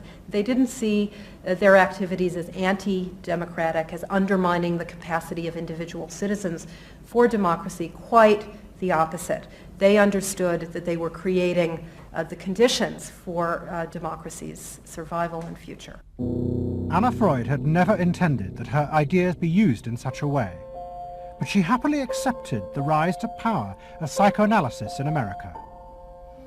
She remained in England, living with Dorothy Burlingham. On the surface, it was an idyllic life. She and Dorothy had bought a weekend cottage on the Suffolk coast. And in the summers, Dorothy's children came from America to visit with the grandchildren. But underneath, things were going badly wrong. Both Bob and Mabby Burlingham, who Anna Freud had analysed in the 1930s, had suffered personal breakdowns, and their marriages were collapsing. Bob was drinking heavily, and Mabby suffered terrible anxieties. The real reasons for the visits to England were yet more analysis with Anna Freud. Well, the problem was that it didn't look very good, did it? Because here you have somebody who's having nervous breakdowns and is having alcoholic binges. And this is not exactly, doesn't really sit well. Well, you know, from a humane standpoint, obviously this is not desirable. You know, you want to help these people, but it also had the wider ramifications of everybody in analysis, in analytic circles, knew that Bob and Mabby were guinea pigs. They were the living proof that this was a wonderful process. It was very much swept under the rug. It really didn't get out. I mean, these people had such, their power and influence was such that, you know, you were very careful. Anna Freud was a very powerful person, and you were the grandchildren, and she knew a great deal more than you did about what went on in your parents' lives and so forth. It was not something you were going to tangle with, and you were a product of the whole situation. But at the same time, we all knew that something was really out of whack. As she grew older, she became more and more important, didn't she? Politically and scientifically, but she didn't know when to stop. She was a bit too righteous. What she did was always the thing, and she would never, to my knowledge, acknowledge that she could make a mistake or be wrong. That is my feeling. But the power and influence of the Freud family in America was about to grow even more. Politicians were about to turn to Anna Freud's cousin, Edward Bernays, for help in a time of crisis. He was going to manipulate the inner feelings and fears of the masses to help America's politicians fight the Cold War. I don't mean to say, and no one can say to you, that there are no dangers. Of course there are risks if we are not vigilant. But we do not have to be hysterical. In 1953, the Soviet Union exploded its first hydrogen bomb, and the fear of nuclear war and communism gripped the United States. Those in power became concerned about how to reassure the population. Committees were set up and public information films made, appealing for calm in the face of new threats, like nuclear fallout. It's the fallacy of devoting 85% of one's worrying capacity to an agent that constitutes only about 15% of an atomic bomb's destroying potential. At this point, Edward Bernays was living in New York. In the 1920s, he had invented the profession of public relations and was now one of the most powerful PR men in America. He worked for most of the major corporations and advised politicians, including President Eisenhower. Like his uncle Sigmund, Bernays was convinced that human beings were driven by irrational forces. The only way to deal with the public was to connect with their unconscious desires and fears. Bernays argued that instead of trying to reduce people's fear of communism, one should actually encourage and manipulate the fear, but in such a way as it became a weapon in the Cold War. Rational argument was fruitless. What my father understood about groups is that they are manipulable, they're malleable, and that you can tap into their deepest desires or their deepest fears and use that to your own purposes. I don't think he felt that all those publics out there had reliable judgment, that they very easily might vote for the wrong man or want the wrong thing, so that they had to be guided from above. One of Bernays' main clients was the giant United Fruit Company. They owned vast banana plantations in Guatemala in Central America. For decades, United Fruit had controlled the country through pliable dictators. It was known as a banana republic. But in 1950, a young officer, Colonel Arbenz, was elected president. He promised to remove United Fruit's control over the country. And in 1953, he announced the government would take over much of their land. It was a massively popular move, but a disaster for United Fruit, and they turned to Bernays to help get rid of Arbenz. United Fruit brings in Bernays, and he basically understood that what United Fruit Company had to do was change this from being a popularly elected government that was doing some things that were good for the people there into this being very close to the American shore, a threat to American democracy, that it being at a time in the Cold War when Americans responded to issues of the Red Scare and what communism might do, he was trying to transform this and brilliantly did transform it into an issue of a communist threat very close to our shores, taking United Fruit again as a commercial client out of the picture and making it look like a question of American democracy, American values being threatened. In reality, Arbenz was a democratic socialist with no links to Moscow. But Bernays set out to turn him into a communist threat to America. He organized a trip to Guatemala for influential American journalists. Few of them knew anything about the country or its politics. Bernays arranged for them to be entertained and to meet selected Guatemalan politicians who told them that Arbenz was a communist controlled by Moscow. During the trip, there was also a violent anti-American demonstration in the capital. Many of those who worked for United Fruit were convinced it had been organized by Bernays himself.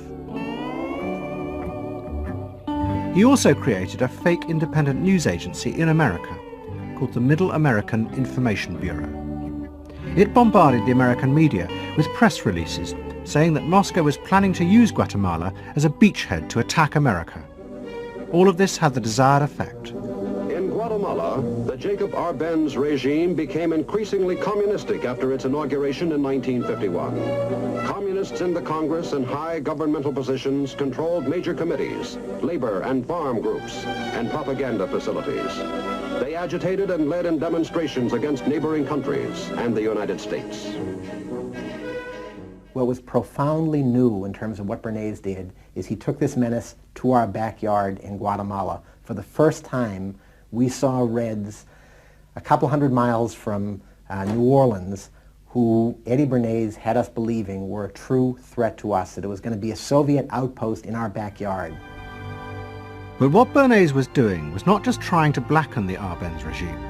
He was part of a secret plot. President Eisenhower had agreed that America should topple the Arbenz government, but secretly. The CIA were instructed to organize a coup. Working with the United Fruit Company, the CIA trained and armed a rebel army and found a new leader for the country called Colonel Armas.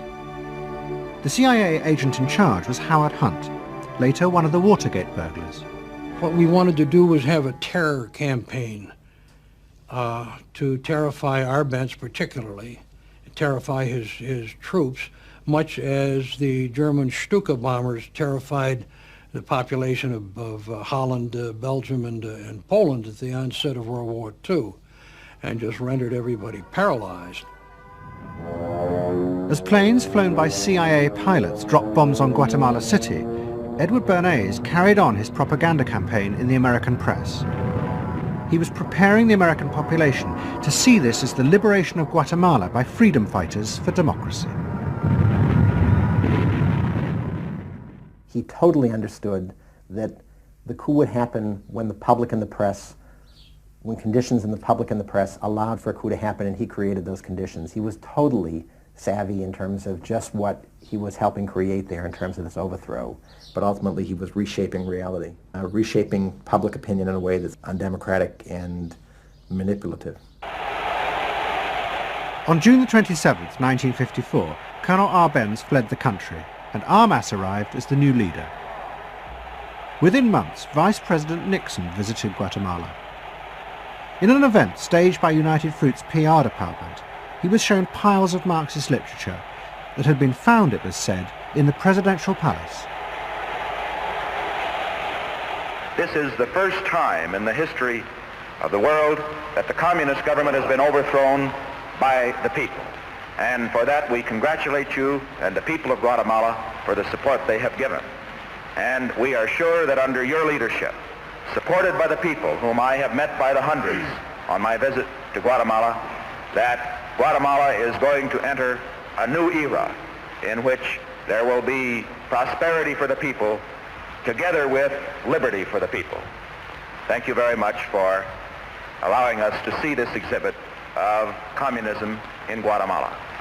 You're welcome.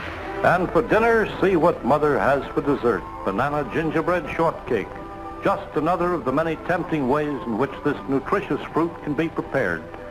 So now that you've seen where bananas come from before they reach your table, our journey to Banana Land is ended. We hope you enjoyed the trip. We know you like bananas. Bernays had manipulated the American people, but he had done so because he, like many others at the time, believed that the interests of business and the interests of America were indivisible, especially when faced with the threat of communism. But Bernays was convinced that to explain this rationally to the American people was impossible, because they were not rational. Instead, one had to touch on their inner fears and manipulate them in the interests of a higher truth. He called it the engineering of consent.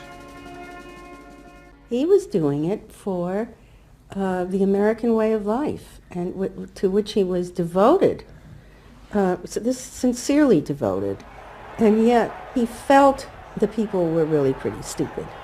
And that's the paradox. If you don't leave it up to the people themselves, but force them to choose what you want them to choose, however subtly, then it's not democracy anymore. It's something else. It's being told what to do. It's that old authoritarian thing. But the idea that it was necessary to manipulate the inner feelings of the American population in the interests of fighting the Cold War now began to take root in Washington. Above all, in the CIA, who were going to take it much further. They were concerned that the Soviets were experimenting with psychological methods to actually alter the memories and feelings of people, the aim being to produce more controllable citizens. It was known as brainwashing. Psychologists in the CIA were convinced that this really might be possible, and that they should try to do it themselves. The image of the human being that was being built up at that particular time was that there was a great deal of vulnerability in every human being, and that vulnerability could be manipulated to program somebody to be something that I wanted them to be, and they didn't want to be. That you could manipulate people in such a way that they could be automatons, if you will, for whatever your own purposes were. This was the image that people thought was possible. In the late 50s, the CIA poured millions of dollars into the psychology departments of universities across America.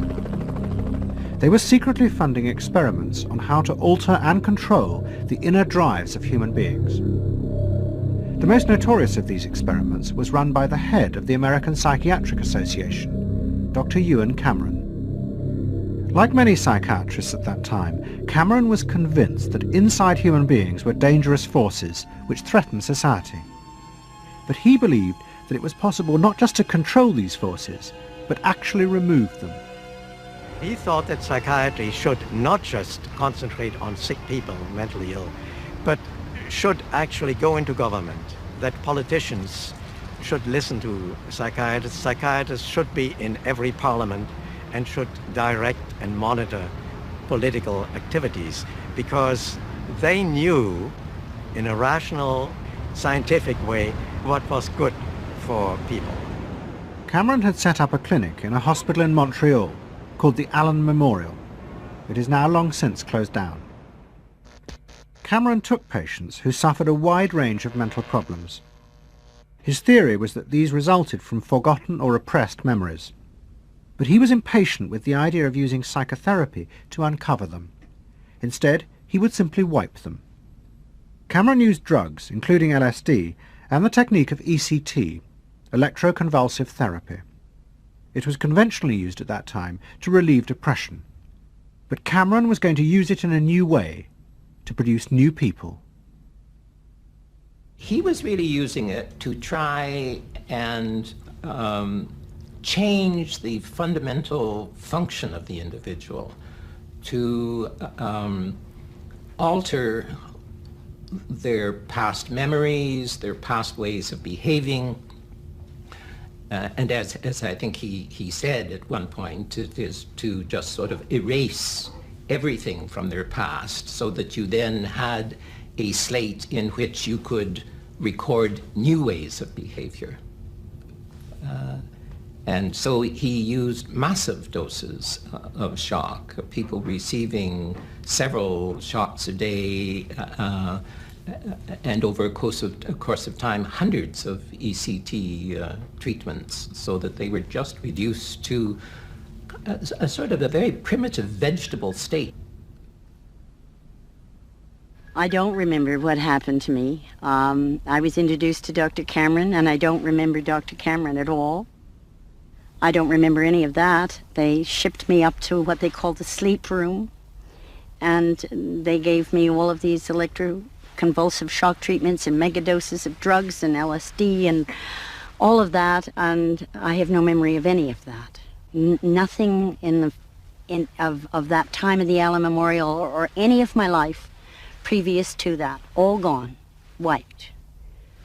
And then having depatterned somebody or brought them down to where basically nothing but the essential functions of the body were going on in terms of breathing and things of this nature, then he would begin to feed material into these individuals, positive material, such that the brain would be programmed in a positive way, so that the individual would be completely altered. Then he put these tapes under our pillows called psychic driving. He would then put back into this empty brain a program of whatever sort he decided upon, and the people like myself would wake up another person, I guess. In fact, Cameron's experiments were a complete disaster. All he managed to produce were dozens of individuals with memory loss, and the ability to repeat the phrase, "I am at ease with myself." And it was not an isolated case. Almost all the experiments the CIA funded were equally unsuccessful. Despite their ambitions, American psychologists were beginning to find out how difficult it was to understand and control the inner workings of the human mind. We had been really chasing a phantom, if you will, an illusion, that the human mind was more capable of manipulation from the outside by outside factors than it is. We found out that the human being is an extremely complex thing. There were no simple solutions. But you've just got to bear in mind that these were very strange times. The psychoanalysts had come to power in America because of their theory that they knew how to control the dangerous forces inside human beings. But now the psychoanalysts were about to face a high-profile failure that would lead people to begin questioning the very basis of their ideas. It began in Hollywood. The film industry had become fascinated by psychoanalysis, and Anna Freud was a powerful influence on dozens of analysts in Los Angeles. They treated film stars, directors, and studio bosses. Anna Freud's closest friend was the most sought after of all, Ralph Greenson. And in 1960, the most famous star in the world turned to Greenson for help. Marilyn Monroe was suffering from despair and had become addicted to alcohol and drugs. Well, when I walked in to dinner, here was Marilyn Monroe. And I'd made a picture with her called All About Eve. This is dinner at Ralph Greenson's? Yes. And the only thing was that Ralph was trying to show her, Romy, I never called him Ralph in my life, Romy was trying to show her that the way a family life ought really to be. So we were walking the dog after us. I said, "What the hell are you doing here?" I said, "You never asked me to dinner." And he said, "You weren't that sick." And I said, "Oh, no." He said, "The point is just this child has no frame of reference. In other words, she doesn't know what the goal is." What Greenson did was follow Anna Freud's theory. If Marilyn Monroe could be taught to conform to what society considered a normal pattern of life, that would help her ego control her inner destructive urges. But Greenson pushed it to an extreme. He persuaded Monroe to move into a house nearby that was decorated like his own. He then took her into his own family life, and he, his wife, and his daughter played at being Monroe's own family. Greenson himself would become the model of conformity. And so this someone whom she regarded as important and whom she idealized, if he turned out to be a very gratifying father figure, her ego would benefit from that. That was the theory. His wife and children, everyone was involved in it. They were strengthening the person. They were strengthening the mind. They were strengthening the agent that controls inner life against adversity, against insufficiency, against too much frustration. So that Marilyn Monroe would no longer be a helpless person looking for love. She'd have enough love. But despite all his efforts, Greenson was unable to help Marilyn Monroe. On August the 5th, 1962, she committed suicide in her house. The suicide shocked many in the analytic community, including Anna Freud. And high-profile figures in American life, who had previously been enthusiasts for psychoanalysis, now began to question why psychoanalysis had become so powerful in America. Was it really because it benefited individuals? Or had it in fact become a form of constraint in the interests of social order? The critics included Monroe's ex-husband, Arthur Miller. My argument with so much psychoanalysis is the preconception that suffering is a mistake, or a sign of weakness, or a sign even of illness, when in fact, possibly the greatest truths we know have come out of people's suffering. That the problem is not to undo suffering or to wipe it off the face of the earth, but to make it inform our lives, instead of trying to cure ourselves of it constantly and avoid it, and avoid anything but that lobotomized sense of what they call happiness. There's too much of an attempt, it seems to me, to think in terms of controlling man rather than freeing him, of defining him rather than letting him go. Mm-hmm. And it's part of the whole ideology of this age, which is power mad. Hey, have you heard about the crazy new way to send a message today? It's flashed on a screen too quick to see, but still you get it subliminally. At the same time, an onslaught was launched on the way psychoanalysis was being used by business to control people. The first blow came with the bestseller The Hidden Persuaders, written by Vance Packard. It accused psychoanalysts of reducing the American people to emotional puppets, whose only function was to keep the mass production lines running.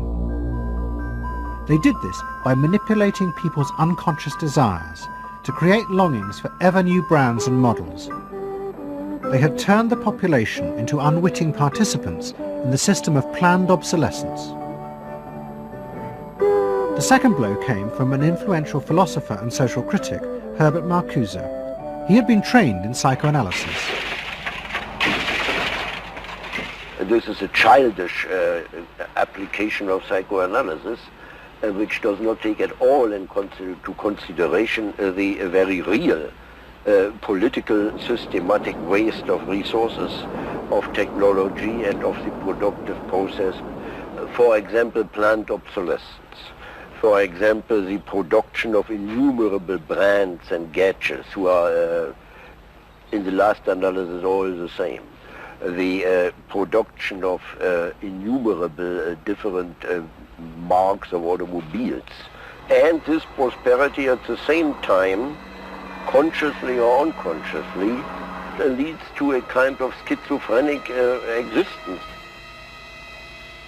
I believe that in this society an incredible quantum of aggressiveness and destructiveness is accumulated precisely because of the empty prosperity, which then simply erupts.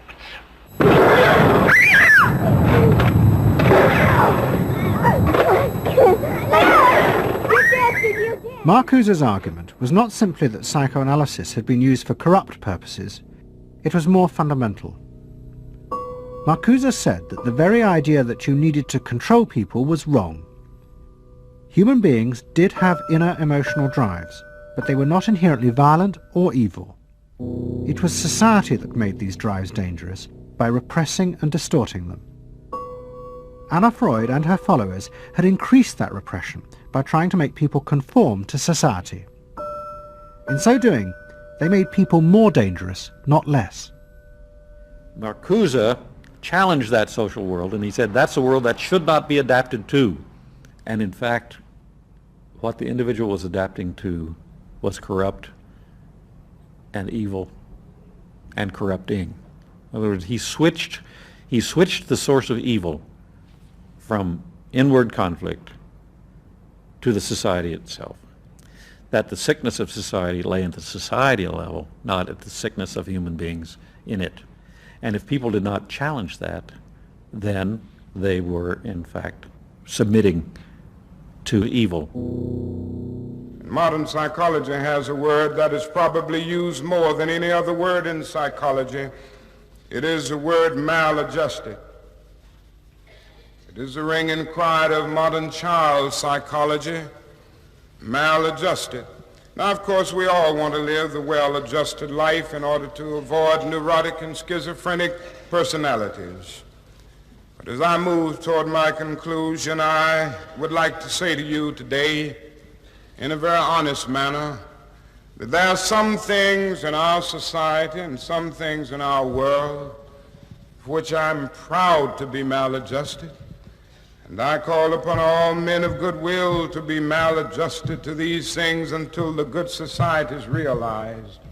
I must honestly say to you that I never intend to adjust myself to racial segregation and discrimination. I never intend to adjust myself to religious bigotry. I never intend to adjust myself to economic conditions that will take necessities from the many to give luxuries to the few and leave millions of God's children smothering in an airtight cage of poverty in the midst of an affluent society. The political influence of the Freudian psychoanalysts was over. Instead, they were now accused of having helped to create a repressive form of social control. Anna Freud and Dorothy Burlingham lived on in Sigmund Freud's old house in London. In 1970, Dorothy's son Bob died of alcoholism. And in 1973, his sister Mabby returned for yet more analysis with Anna Freud. She went back for more analysis. She was living at 20 Marisville Gardens in the Freud house, as I guess she did when she wasn't with her husband, and she committed suicide. She took an overdose of sleeping pills. In Freud's own house? In Freud's own house, right.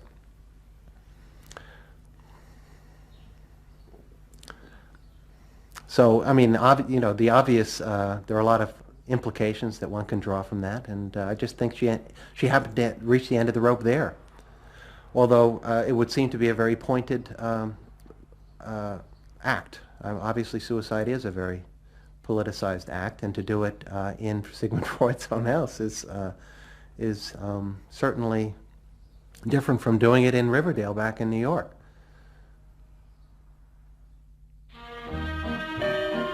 Next week's episode will tell the story of the rise to power of the enemies of the Freud family. They believed that the way to build a better society was to let the self free. But what they didn't realize was that this idea of liberation would provide business and politics with yet another way to control the self, by feeding its infinite desires. You know not what it means to be blue. Someday you'll realize and pay for all those lies, then you'll know what it means to be blue.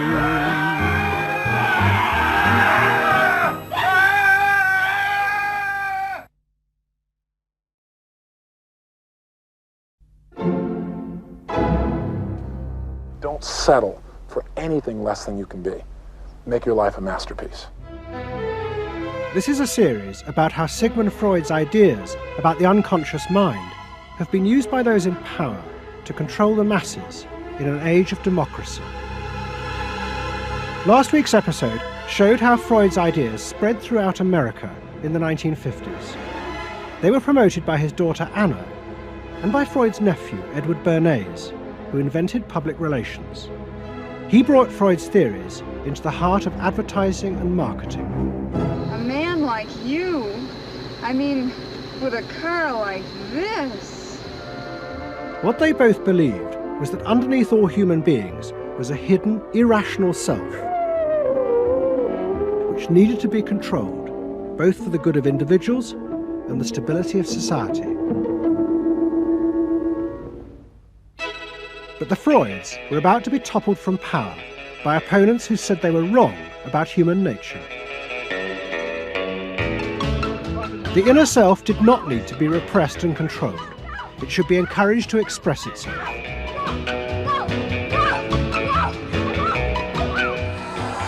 Out of this would come a new type of strong human being and a better society. But what in fact emerged from this revolution was the very opposite. An isolated, vulnerable, and above all greedy self, far more open to manipulation by both business and politics than anything that had gone before. Those in power would now control the self, not by repressing it, but by feeding its infinite desires.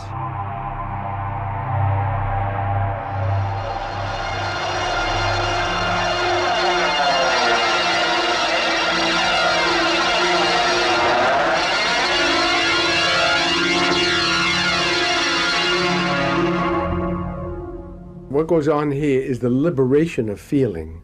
In other words, feelings, not just memories, that have been suppressed. For example, screaming, crying, anger. You get a person who's really angry, and they're going to let it out. No! No! I could kill you! I'm an old man, listen, I can't get all the strength into this that young people would get if they had those feelings.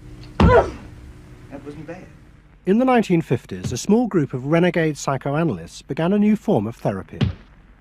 They worked in small rooms in New York City and encouraged their patients to express their feelings openly. I want help. I do. I want help. It was a direct attack on the ideas of the Freudian psychoanalysts, who had become rich and powerful, teaching Americans how to control their feelings. In Freud's work, you see, they were afraid of the feelings. They believed that what they wanted was contained people, very proper, doing the right thing and living a proper life. That's what they wanted. But not an intense emotional life. Freud wasn't emotional himself. I mean, he's an intellect, Freud. I was an intellect too, I know, but I'm also more than that now. The leader of this group was a man hated by Freud and his family. He was called Wilhelm Reich. Reich lived an isolated life in a house he had built for himself in remote mountains near the Canadian border. Reich originally had been a devoted disciple of Freud's in Vienna in the 1920s. But he had challenged Freud over the fundamental basis of psychoanalysis. Freud argued that at heart, human beings were still driven by primitive animal instincts. The job of society was to repress and control these dangerous forces. Reich believed the complete opposite. The unconscious forces inside the human mind, he said, were good. It was their repression by society that distorted them. That was what made people dangerous. Reich and Freud had two fundamentally differing views about what was essential human nature. At its core, Freud saw an uncontrolled, violent, warlike, raging inferno of emotions. Reich said these things are not the way human beings are originally destined to be. They're the result of not permitting the original impulse to express itself. The underlying natural impulse, Reich argued, was the libido, sexual energy. If this were released, then human beings would flourish. But this idea brought him into direct conflict not only with Sigmund Freud, but Freud's daughter Anna, who believed that the sexual forces in humans were dangerous if not controlled. My father thought that you should liberate the libido and have freedom. And he developed a theory rather early that neuroses were due to lack of good orgasm, or any orgasm. And that was, Anna Freud, you know, was a virgin. I mean, this is very important because she never had a sexual relation with a man. And here was this man preaching that the way to health was through orgasm. And here was this woman who had been analyzed by her father because she was masturbating. So here's this woman who's opposed to sexuality, really, and here's this man who's preaching sexual freedom. I mean, there was bound to be a clash, wasn't there? The conflict came to a head at a conference in 1934 in Switzerland. Anna Freud, who had by now become the acknowledged leader of the psychoanalytic movement, forced Wilhelm Reich out. She destroyed his career. She got rid of him, very definitely. And I guess part of what I'm doing is getting rid of her. Explain. Well, I think that Anna Freud shouldn't get away with what she did, that it should be known. Maneuvering to get him kicked out of the International Psychoanalytic Association. So you're taking revenge? You might say so, right? Or wronging a right? No, righting a wrong. You better cut that one out. Isn't that called a Freudian slip? Yes, it is. Reich fled to the United States and built his home and a laboratory. His ideas became grandiose to the point of madness. He was convinced that he had discovered the source of libidinal energy. He called it orgone energy, and Reich built a giant gun, which he said could capture this energy from the atmosphere and concentrate it onto clouds to produce rain. He also said that the gun could be used to destroy UFOs, which threatened the future of the world. In 1956, Reich was arrested by the federal authorities for selling a device that he said used orgone energy to cure cancer. Reich was treated as a madman. He was imprisoned, and all his books and papers burnt on the order of the court. A year later, Reich died in prison. To the Freudians, it seemed as if their main threat had been removed forever. But they were wrong. What the Freudians didn't realize was that their influence in American society was also about to be challenged, and in a way that would lead not only to their decline, but to the dramatic resurgence of Reich's ideas in America and throughout the capitalist world.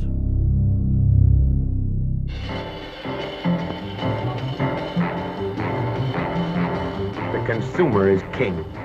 His whim makes or unmakes manufacturers, wholesalers, and retailers. Whoever wins his confidence wins the game. Whoever loses his confidence is lost. By the late 50s, psychoanalysis had become deeply involved in driving consumerism in America. Most advertising companies employed psychoanalysts, and as last week's episode showed, they had created new ways to understand consumers' motives, above all with the focus group, in which consumers free associated their feelings about products. Out of this came new ways to market products by appealing to the hidden, unconscious desires of the consumer. Neutral stimulus. Memorability. Sheer deception. Great. Tilt-away steering wheel. Symbolic. A twin saying the mistress. Something intimate is going on. But in the early 60s, a new generation emerged who attacked this. They accused American business of using psychological techniques to manipulate people's feelings and turn them into ideal consumers. Advertising was manipulation. It was a way to get you to do something that didn't come out of you. It came out of somebody else. Somebody else said, this year you should be wearing powder pink shirts with matching powder pink buck shoes. And I said, why? That's not who I am. That's who somebody else is. They wanted you to be somebody who would buy their stuff. This whole feeling of being somebody else's tool. I don't want to be that. I don't want to be somebody else's man. I want to be me. In the mid-60s, a protest movement began on America's campuses. One of the students' main targets was corporate America. They accused the corporations of brainwashing the American public.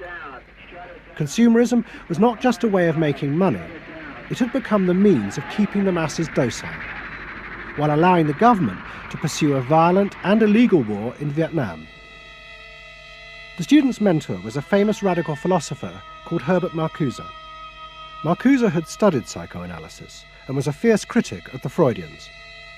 They had, he said, helped to create a world in which people were reduced to expressing their feelings and identities through mass-produced objects. It resulted in what he called one-dimensional man, conformist and repressed. The psychoanalysts had become the corrupt agents of those who ruled America. It was one of the most striking phenomena to see to what extent the ruling power structure could manipulate, manage and control not only the consciousness but also the subconscious and unconscious of the individuals. And this took place on a psychological basis by the controls and the manipulation of the unconscious primary drives which Freud stipulated.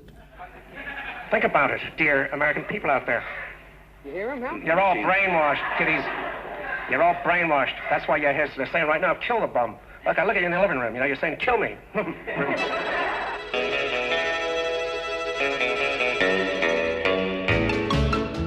Following the logic of Marcuse's argument, the new student left set out to attack this system of social control. It was summed up in the slogan, "There is a policeman inside all our heads. He must be destroyed." And that policeman was going to be destroyed by overthrowing the state and the corporations that had put him there. One group, the Weathermen, began a series of bomb attacks on companies that they said both controlled people's minds through consumer products and made the weapons being used in Vietnam. There's no way to be committed to nonviolence in the middle of the most violent society that history's ever created. I'm not committed to nonviolence in any way. We want to live a life that isn't based on materialistic values, and yet the whole system of government and the economy of America is based on profit, on personal greed and selfishness. So that in order to be human, in order to love each other and be equal with each other and not place each other in roles, we have to destroy the kind of government that keeps us from asserting our positive values of life. But the American state fought back violently. At the Democratic Convention in Chicago in 1968, the police and the National Guard were unleashed to attack thousands of demonstrators. It was the start of a phase of ruthless repression of the New Left in America. It culminated in the killing of 4 students at Kent State University 18 months later. In the face of this, the left began to fall apart.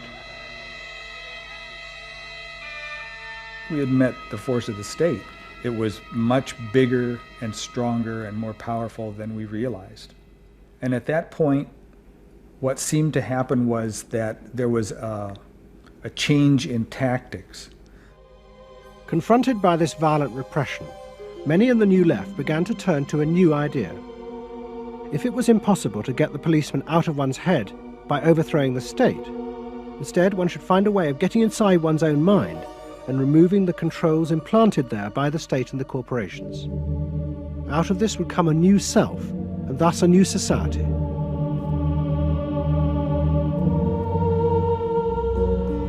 People who had been politically active were persuaded that if they could change themselves and be healthy individuals, and if a movement grew up just aimed at people changing themselves, then at some point all that positive change going on, well, you could say quantity would become quality, and there would be a sort of a spontaneous transformation of society. But political activism was not required. It's about making a new you, that if enough people changed the way they were, that the society would change. So the personal became political? Yes, the personal became political. Without changing the personal, you didn't stand a chance of changing the political. Coming up against the state power of the United States was not an option. I mean, they outgunned us. And to produce the new self, they turned to the ideas and techniques of Wilhelm Reich. Since his death, a small group of psychotherapists had been developing techniques based on Reich's ideas. Their aim was to invent ways that would allow individuals to free themselves from the controls implanted in their minds by society. Their center was a tiny old motel on the remote coast of California. It was called the Esalen Institute. The dominant figure at Esalen was a psychoanalyst called Fritz Perls.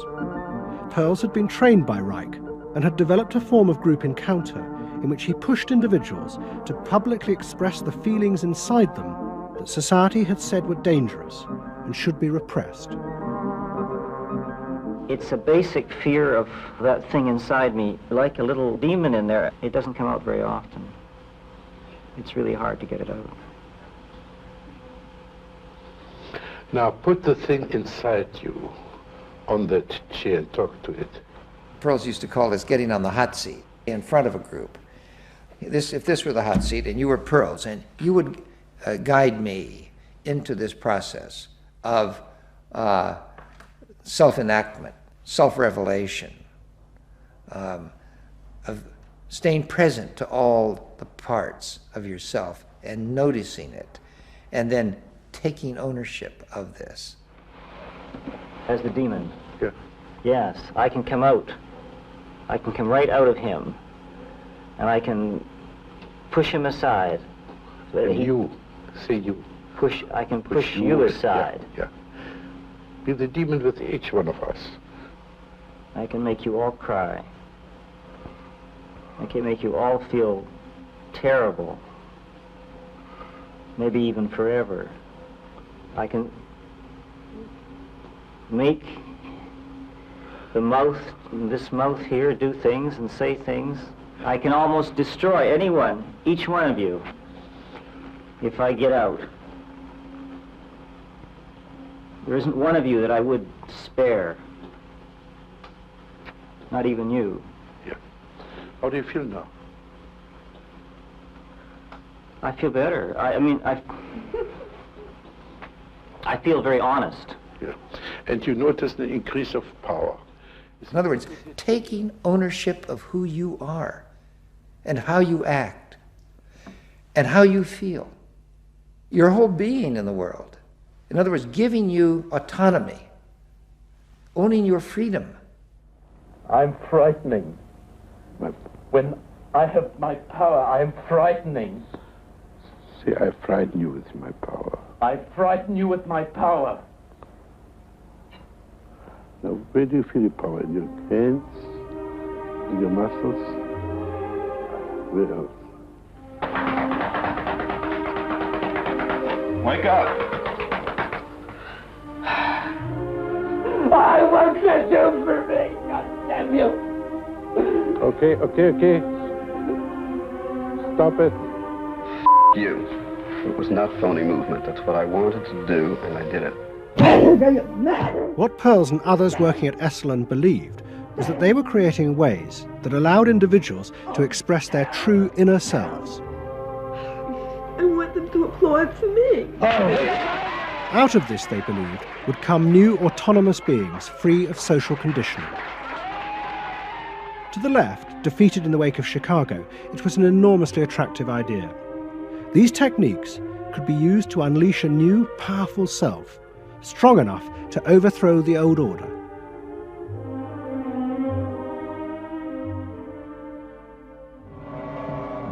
In the late 60s and early 70s, thousands flocked to Esalen. Only a few years before, it had been an obscure fringe institute. Now it became the centre of a national movement for personal transformation, the human potential movement. So it became magnetic. People wanted to join this stream of exploration. Within 7 or 8 years, there were about 200 of these centers in America, looking mainly to Esalen for the leadership. I feel so liberated. Really?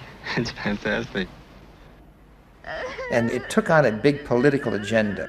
You could not separate personal transformation from social transformation. The two go together. As the movement grew, the leaders of Esalen decided to try and use their techniques to solve social problems. They began with racism. They organised an encounter group for white and black radicals. Both groups would be encouraged to express their inner racist feelings which had been instilled in them by society. By doing this, they would transcend those feelings and encounter each other as individuals. I started a series of encounters called Racial Confrontation as Transcendental Experience. We thought that we wanted to get that kind of black-white confrontation so you could really get down to see what was between the two races, not by backing off and trying to be polite, but by going right into the belly of the beast, of this beast of racial prejudice. And these were extremely dramatic. These were the toughest workshops ever convened at Esalen Institute. I'm looking at you, Whitey. You got clothes on. You got shoes on. You're just so sure looking at me, huh? You got the goddamn police in the neighborhood. Really? They're not my police. You got a governor. You got a mayor. Oh, really? You got the president. You got ambassadors. You can vote, too. You got deaths in Vietnam. That's the benefits of slave labor. You got buildings, skyscrapers that you dominate and control economically and politically. And tell me that it's not yours. It's yours, too. Then the blacks all got together and attacked the whites. And they just let us have it. What they call it was peeping somebody. Peeping somebody means peeping into their secrets, into their phoniness, and so forth. Like the white liberal. Oh, they really got onto the white liberal, you know. So don't give me no shit about I'm free. You're a goddamn liar, you white pink son of a bitch, you. Yeah, I want to know what you came down here for. You want a black buck, huh? Yeah. You looking for a stud? Huh? Well, what did you come here for? You're sitting there with your legs all gap wide open, showing your drawers. Now, what'd you come here for? The black-white encounter groups were a disaster. The black radicals saw it as an insidious attempt to destroy their power. By trying to turn them into liberated individuals, Esalen was removing the one thing that gave them power and confidence in their struggle against racism, their collective identity as blacks. For my reason. For your reason. Now dig this. Your reason for being here is different from my reason. So the human potential movement turned to another social group who they believed would benefit from personal transformation. nuns, and this time they were more successful. The Convent of the Immaculate Heart in Los Angeles was one of the largest seminaries in America. A group of radical psychotherapists approached the convent. They wanted to try out their techniques for personal liberation on individuals whose identities were defined by a series of external rules which they had deeply internalized. The convent, anxious to appear modern, agreed to the experiment. And we did weekend encounter workshops for several hundred Immaculate Heart nuns. Nuns who were reserved, and they tended to be more reserved than other normal people, were told, don't be so reserved, let it all out. You're a good person. You can afford to be who you really are. You don't need to play the role of a nun. You don't need to keep downcast eyes. And prudence is an oversold virtue. You're trying to assert yourself, trying to find out who you are, who you're becoming. At the same time, you're trying to live a life of dedication, of service, and you're trying to make all these things fit into who you are, and you're just, you know, it's such a turmoil at times that you just blow a gasket and do silly, crazy things, you know. Running around the orchard and stealing oranges and taking Cokes out of the refrigerator and crazy things. I felt like I was being a hypocrite, and I wanted people to respect me for what I was, not for what I was wearing. And so I'm glad for the change. You feel frightened, but you'll go on. Oh yeah, I'm scared to death, but it's worth it.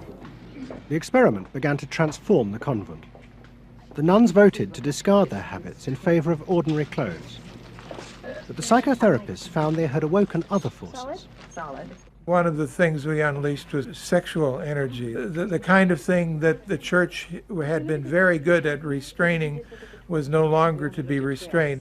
One sister who was a member of the community, she got the idea that she could be freer than she had been before, and she seduced one of her classmates and then seduced the mistress of novices, who was an older woman, very reserved, and her program of freeing this older woman was sexual.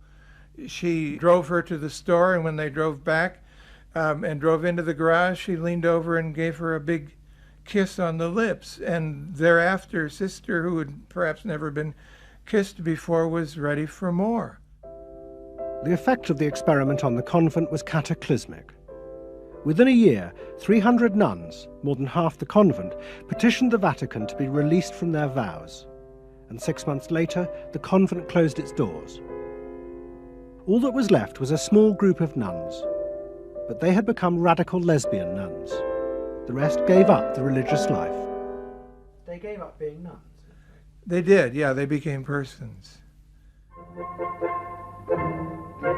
By the late 60s, the idea of self-exploration was spreading rapidly in America. Encounter groups became the center of what was seen as a radical alternative culture based on the development of the self, free of a corrupt capitalist culture. We just want the freedom to be ourselves, and that's for love, for experience, positive way of life. We don't say that you're wrong. We just want to be free to be what we want to be, or what we find ourselves to be, as we continue to search ourselves. And it was beginning to have a serious effect on corporate America, because these new selves were not behaving as predictable consumers. The life insurance industry in particular was concerned that fewer and fewer college students were buying life insurance when they left university. They asked Daniel Yankelovich, America's leading market researcher, to investigate. He had studied psychoanalysis. The life insurance business, more than any other business at the time, was built on the Protestant ethic. You only bought life insurance if you were a person who sacrificed for the future. If you lived in the present, you had no need for life insurance. So they had some sense that maybe the sort of core values of the Protestant ethic were being challenged by some of these new values that were beginning to appear. And I was really astonished at what I found. The conventional interpretation, the dominant interpretation, was that it had to do with political radicalism. But, you know, it was clear to us that that was a mask, a cover. The core of it had to do with self-expressiveness. that this preoccupation with the self and the inner self, that was what was so important to people, the ability to be self-expressive. Wow, what a feeling! 300 miles to go, what out of sight! Yankelevich began to track the growth and behaviour of these new expressive selves. What he told the corporations was that these new beings were consumers, but they no longer wanted anything that would place them within the narrow strata of American society. Instead, what they wanted were products that would express their individuality, their difference in a conformist world, the very things that US corporations did not make. Products have always had an emotional meaning. What was new was individuality. The idea that this product expresses me, and whether it was a small European car, the particular music system, Relaxation. your presentation of self, your clothing. For immediate energy from our muscles and relaxation. These become ways in which people can spend their money in order to say to the world who they are. But the manufacturers, they had no idea of what was going on, really, with consumers and in the market at large. Major advertising companies set up what they called operating groups to try and work out how to appeal to these new individuals. The head of one agency sent a memo to all staff. We must conform, he told them, to the new nonconformists. We must listen to the music of Bobby Dylan and go to the theatre more. But the problem was, few of the self-expressive individuals would take part in focus groups. The advertisers were left to their own devices. There's a new cereal that tastes so right. Makes you dance, it's a way out of sight. It's tasty little squares of malted wheat. It's crispy and it's crunchy and it tastes so neat.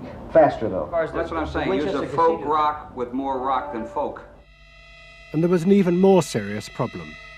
To make products for people who wanted to express themselves would mean creating variety. But the systems of mass production that had been developed in America were only profitable if they made large numbers of the same objects.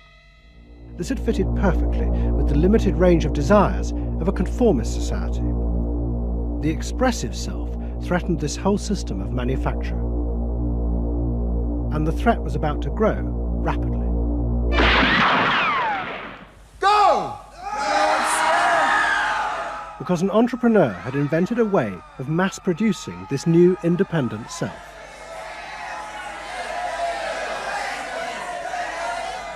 He was called Werner Erhard. Some of the stuff that we traditionally think of as being in your mind is actually in the world, because you're moving to that too.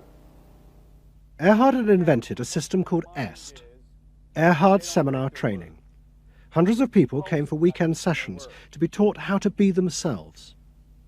And EST was soon copied by other groups, like Exegesis in Britain. Many of Erhard's techniques came from the human potential movement, but he criticised the movement for not having gone far enough. Their idea that there was a central core inside all human beings was, he said, just another limitation on human freedom. In reality, there was no fixed self, which meant that you could be anything that you wanted to be. The thesis of the human potential movement was that there was something really good down in there. And if you took these layers off, what you were going to wind up with was a kernel, a something that was innately self-expressive, that was the true self, that was going to be a wonderful thing. In actuality, you found people who'd gone to the last layer and took off the last layer and found that what was left was nothing. All right, push! Move! Do it! The EST sessions were intense and often brutal. The participants signed contracts agreeing not to leave and to allow the trainers to do anything they thought necessary to break down their socially constructed identities. You're gonna get sandwiched in there. Go for a win! If I push harder than you do, I'm gonna squash you. So you better push fast. Now, hard, do it! That's it, do it, again! Push, good, good, good!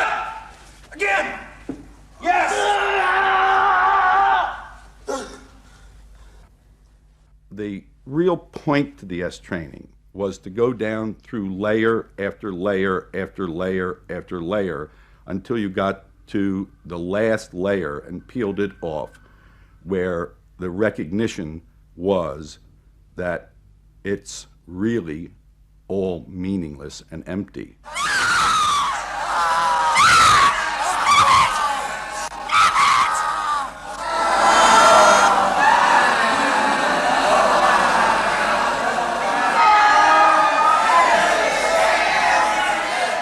Now, that's existentialism's endpoint. S went a step further in that people began to recognize that it was not only meaningless and empty, but it was empty and meaningless that it was empty and meaningless. And in that, there's an enormous freedom. All the constrictions, all of the rules you've placed on yourself are gone. And what you're left with is nothing. And nothing is an extraordinarily powerful place to stand, because it is only from nothing that you can create. And from this nothing, people were able to invent a life, and allowing them to create themselves. Invent themselves. Invent themselves. You can be what you want to be. I want you to start to make that sound, and on that sound, create and people the world the way you want to create it. What Earhart did was to say that only the individual matters, that there is no societal concern, that you living a fulfilled life is all you need be concerned about. Est people came out of those trainings feeling that it wasn't selfish to think about yourself, it was your highest duty. So kiss me and smile for me. Tell me that you'll wait for me. Hold me like you'll never let me go. The training is 2 weekends, and it was quite an incredible experience in my life. I'll forever be grateful for the experience. I got a great deal out of it. We really want to know who we are. There are things going on. We learn more and more about ourselves all the time. And to really find out what it is that makes us tick and how we are discovering ourselves. Est became hugely successful. Singers, film stars, and hundreds of thousands of ordinary Americans underwent the training in the 1970s. But in the process, the political idea that had begun the movement for personal transformation began to disappear. The original vision had been that through discovering and expressing the self, a new culture would be born, one that would challenge the power of the state. We will not let them separate our culture from our politics. We are a people. We are all together. But what was now emerging was the idea that people could be happy simply within themselves, and that changing society was irrelevant. One of the proponents of this was Jerry Rubin. In 1968, Rubin, as leader of the Yippies, had led the march on Chicago, but now he had undergone S training. I was willing to die, and I had a martyr complex in a sense. I think we all did. And I've given up that ideal of sacrifice. And I'm not as overwhelmingly moved by injustice as I was. And now we reincarnated ourselves from within. Basically, the politics were lost and totally replaced by this lifestyle, and then the desire to become deeper and deeper into the self. By now, a grandiose sense of the self. And my a good friend and one of the original Yippie founders, Jerry Rubin, definitely moved in that direction. And I think he was beginning to buy into the notion that he could be happy and fully self-developed on his own. Socialism in one person. Yes. Was he alone in that trajectory? Although that, of course, is capitalism. That's the whole joke. I think it's funny. I think it's funny because people spend so much of their life being bedeviled by their past and being locked into their past and being limited by their past. And there's an enormous freedom from that, letting people create themselves. Est was only the most vivid and intense expression of an idea that was spreading rapidly through all strata of American society. Books and television programs promoted the idea that one's first duty was to be oneself. And those monitoring this shift were astonished at the speed with which the idea was spreading. In 1970, it was a small percentage of the total population, maybe 3 to 5%. By 1980, it had spread to the vast majority of the public, up to 80%. You asked the question, how do you get self-actualized? You take this day and you say, when I shave every morning, I look in that mirror, I say to myself, I really say this, I say, nobody is going to ruin this day for you, Wayne Dyer, nobody. That this preoccupation with the self and the inner self traveled and spread throughout the society in the 1970s. It helped me to stop living in the past and start building from today and using my experiences in a positive way to be a better person today and tomorrow. But then the problem comes, well, how do you be self-expressive? And it was at this point that American capitalism decided it was going to step in and help these new individuals to express themselves, and in the process make a lot of money. The first thing they were going to do was to find a way of getting inside their heads, to discover what these new beings wanted in order to be themselves. This came not from Madison Avenue, but from one of the most powerful scientific research institutes in America. Stanford Research Institute in California worked for corporations and government. It had done much of the early work on computers, and was also working for the Department of Defense on what would become the Star Wars project. In 1978, a group of economists and psychologists at SRI decided to find a way to read, measure, and fulfill the desires of these new unpredictable consumers.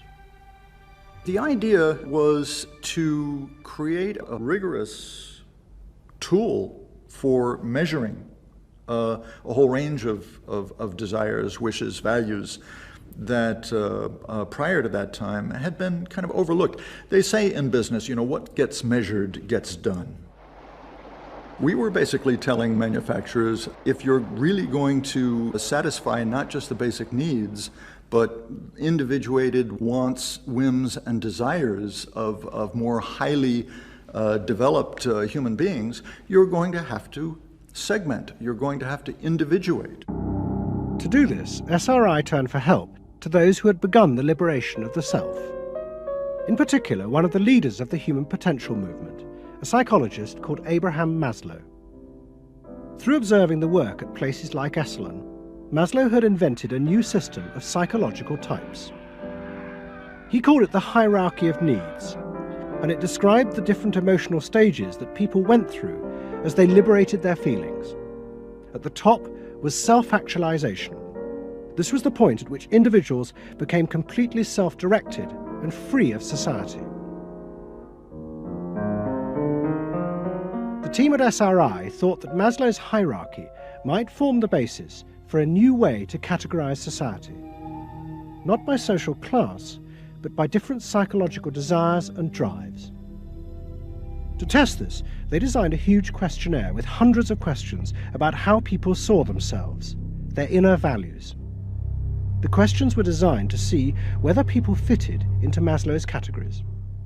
We were trying to find out what people really felt like. So we asked these really penetrating questions, and we hired a company that administers surveys, you know, to do them. They said they've never seen anything like it. Usually you have to send out a postcard 6 weeks and then another postcard, and then you got to call the people up, you know, to get the return rates up. We had an 86% return, and they only sent out one postcard. People loved filling out this questionnaire. We got several questionnaires back with a note attached saying, do you have any other questionnaires I could fill out? Because we were asking people to think about things that they had never thought about before, and they liked thinking about them. Like you know? what? Like what they felt inside? Yeah, like what they felt inside. What motivated them? What was their life about? What was important to them? It was sort of like, wow. The answers were then analysed by a computer. It revealed that there were underlying patterns in the way people felt about themselves, which fitted Maslow's categories. And at the top of the hierarchy were a large and growing group which cut across all social classes. The SRI team called them the inner directeds. These were people who felt they were not defined by their place in society, but by the choices they made themselves. But what SRI discovered was that these people could be defined by the different patterns of behaviour through which they chose to express themselves. Self-expression was not infinite. It fell into identifiable types. And the SRI team invented a new term for it: lifestyles. They had managed to categorise the new individualism. They called their system Values and Lifestyles, VALS for short. At the forefront of this change are three new VALS groups we call inner directed. These are people for whom personal satisfaction is more important than status or money. They tend to be self-expressive, complex, and individualistic.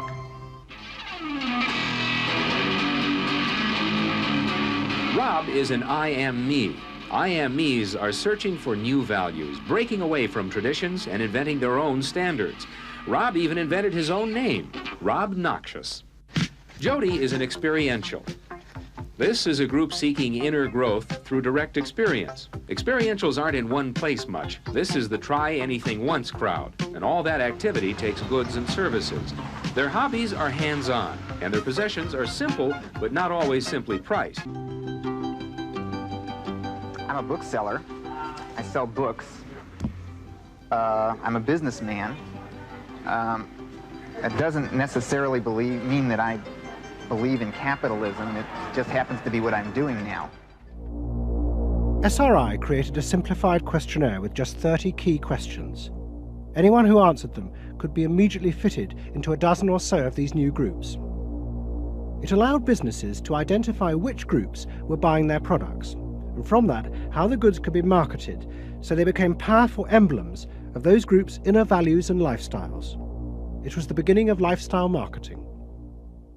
So it allowed people not just to look at people as demographics, group of age and income and whatever, but to really understand the underlying motivations. I mean, most of marketing was looking at people's actions and trying to figure out what to do. But what we were doing is we were trying to look more into people's underlying values so that we could predict what is their lifestyle, what kind of house do they live in, what kind of car do they drive. So the corporations were then able to sell things to them by understanding them, by having labels, by knowing what these people look like, where they live, what their lifestyles are. If a new product expressed a particular group's values, it would be bought by them. This is what made the values and lifestyle system so powerful: its ability to predict what new products self-actualizers would choose. And this power was about to be demonstrated dramatically. VALS would show it could predict not just the products they would buy, but the politicians they were going to choose to elect. Ladies and gentlemen, the next president of the United States of America, Ronald Reagan! In 1980, Ronald Reagan ran for president. He and his advisors were convinced they could win on a program of a new individualism. It would be an attack on 50 years of government interference in people's lives. I wrote a speech about let the people make the basic decisions, get judges out of the way, get bureaucrats out of the way, get centralized government out of the way. I gave Reagan a choice of several titles for the speech, and the one he picked was let the people rule. Let the people regain rule, regain control over their own destiny away from a remote elite in Washington. I would like to think that the kind of leadership that I would exercise in Washington is not the kind of leadership that I would pretend that I can solve all the problems I've been discussing here, but that together, you and I can. I would like to take the lead in taking government off the backs of the American people and turning you loose to do what I know you can do. It was radical. Moderate Republicans thought it was suicide. Jimmy Carter called it ridiculous. The press was extremely negative. But the odd thing is that it polled very well in New Hampshire, which was the first primary state, the state that we had to win. What was odd was that there seemed to be a strange mosaic of support for Reagan's policies. The traditional pollsters could see no coherent pattern across class, age, or gender. But those who had designed the values and lifestyle system believed that they knew why. They were testing their system in both America and Britain. And they were convinced that both Reagan's and Mrs. Thatcher's message about individual freedom would appeal to the group at the top of their hierarchy, the inner directeds, because it fitted with the way they saw themselves. They were really concerned about being individuals, being individualistic. And so in the early stages, when we were looking at the messages that both Thatcher and then Reagan were putting across, we said they are using words that will really appeal to a lot of the younger people, and particularly to the people who are moving towards self-actualization. We call them the inner-directed people. A lot of our colleagues said, that's absolutely ridiculous, because inner-directeds are very socially aware, very socially concerned. They'll never vote Conservative, or they'll never vote for the Republicans. But we said, if Thatcher and Reagan continue to appeal to them in this way, they really will. And I vision leadership in taking government off your backs and turning you loose to do what you can do so well. Thank you very much. The idea that the new self-actualizing individuals would choose a politician from the right, not the left, seemed extraordinary. But to test their prediction, the Values and Lifestyles team did a survey of voting intentions, and they correlated it with their new psychological categories. When we said in our surveys, who are you going to vote for? Sure enough, it was the inner directeds who said that they would vote for Thatcher and for Reagan. And they made the difference in those elections because of their voting for Thatcher and Reagan. And it really surprised our colleagues, even within my own organisation. It really showed the power of this approach, because it's very difficult to identify inner directeds on the street. These people who voted for Thatcher and Reagan, these inner directeds, came from any walk of life. It's really hardly correlated with social class at all. I mean, if you just go along and look at age, sex, social class, you would never pick them up. But if you really go along with a questionnaire that gets at their values, then you can identify them very easily. And that was new? And that was completely new, yeah. At the beginning of 1981, Ronald Reagan was inaugurated as president. But he took charge of a country that was facing economic disaster. The terrible inflation of the 1970s had destroyed much of America's traditional heavy industries, and millions were unemployed. But true to his campaign promises, Reagan told the country he would not step in to help, as all previous governments had since the war. These United States are confronted with an economic affliction of great proportions.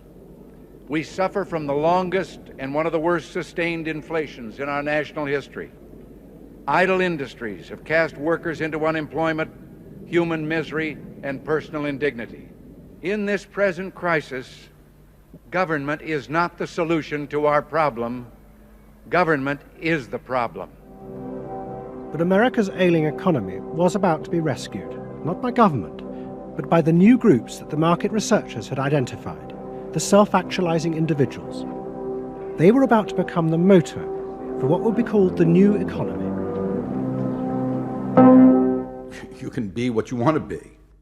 So regarding V8, what do you really want? A tasty product that's good for me. What do you want that for? One technique is that we ask people the same question over and over and over again, and we say, what do you want? What do you really want? What do you want that for? And they start to talk about it, and they kind of get intimate with what's going on. What we're doing with that technique is unpeeling the onion. If you want to think of a person kind of having layers and layers and layers of protection and thoughts and behaviors and beliefs, we want to get to that center core. In the wake of the invention of values and lifestyles, a vast industry of psychological market research grew up. And the old technique of the focus group, invented by the Freudian psychoanalysts in the 50s, was used in a new and powerful way. The original aim of the focus group had been to find ways to entice people to buy a limited range of mass-produced goods. But now focus groups were used in a different way to explore the inner feelings of lifestyle groups, and out of that invent whole new ranges of products, which would allow those groups to express what they felt was their individuality. And the generation who had once rebelled against the conformity imposed by consumerism now embraced it, because it helped them to be themselves. What capitalism managed to do that was brilliant was to actually create products that people like me would be interested in, that people like Jerry Rubin would be interested in. Capitalism developed a whole industry at developing products that evoked a larger sense of self, that seemed to agree with us that the self was infinite, that you could be anything you wanted to be, that took our philosophy and agreed with it, and then created products that supposedly helped you, aids, that helped you be this limitless self. The product sells you a way of life, a way of being. The product sells you values. You dress this way, you live in a house like this, you have furniture like this, you use this computer. Do you have the regular jeans or? Oh, Gloria Vanderbilt does a lot in denim, in silks, and in cotton. You eat in these restaurants, there are values there, hipness, coolness. This is not, I repeat, not a marketing scheme. So the notion that you could buy an identity replaced the original movement notion that you were perfectly free to create an identity. And you were perfectly free to change the world and make the world anything you wanted it to be. Well, what I wear is a statement. And this vast range of new desires fitted perfectly with changes in industrial production. Computers now allowed manufacturers to economically produce short runs of consumer goods. The old restrictions of mass production disappeared, as did the worry that had bedeviled corporate America ever since mass production had been invented, that they would produce too many goods. With the new self, consumer desire seemed to have no limit. In the United States, the concern of companies was always that supply would outstrip demand, that we were producing too much, and that there was not a market for it. You don't hear that kind of talk anymore, because you've gone from a conception of a market of limited needs, and if you fill them, they're filled, to a market of unlimited, ever-changing needs dominated by self-expressiveness that products and services can satisfy in an endless variety of ways, and ways that change all the time. And consequently, economies have unlimited horizons. Out of this explosion of desire came what seemed a never-ending consumer boom that regenerated the American economy. The original idea had been that the liberation of the self would create new kinds of people, free of social constraint. That radical change had happened, but while the new beings felt liberated, they had become increasingly dependent for their identity on business. The corporations had realized that it was in their interests to encourage people to feel that they were unique individuals and then offer them ways to express that individuality.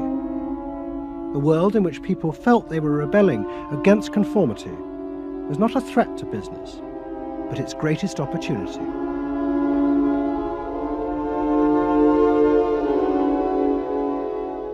It was, in a sense, the triumph of the self. It was the triumph of a certain self-indulgence, a view that everything in the world and all moral judgment was appropriately viewed through the lens of personal satisfaction. Indeed, the ultimate ending point of that logic is that there is no society. There is only a bunch of individual people making individual choices to promote their own individual well-being.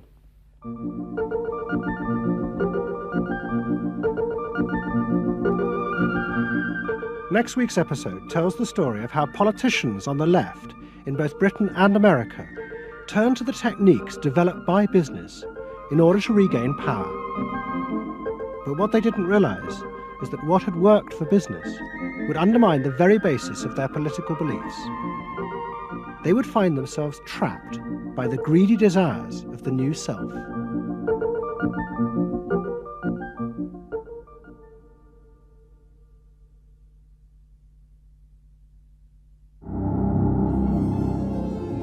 You're moving through a world in which everything is possible and nothing is beyond you.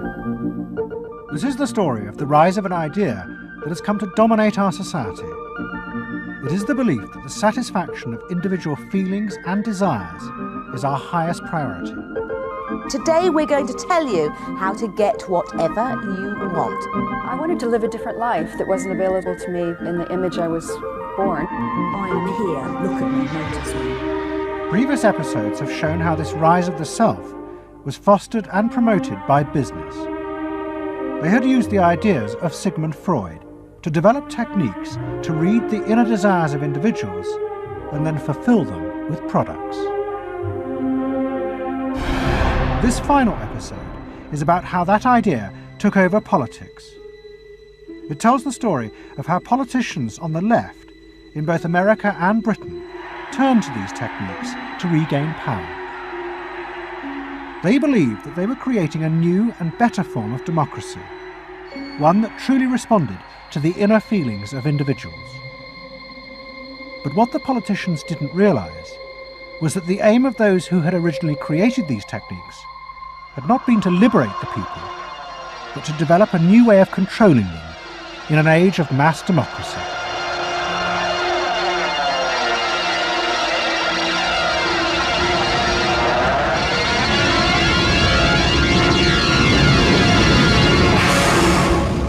The roots of the story lie way back in the America of the 1920s with one man.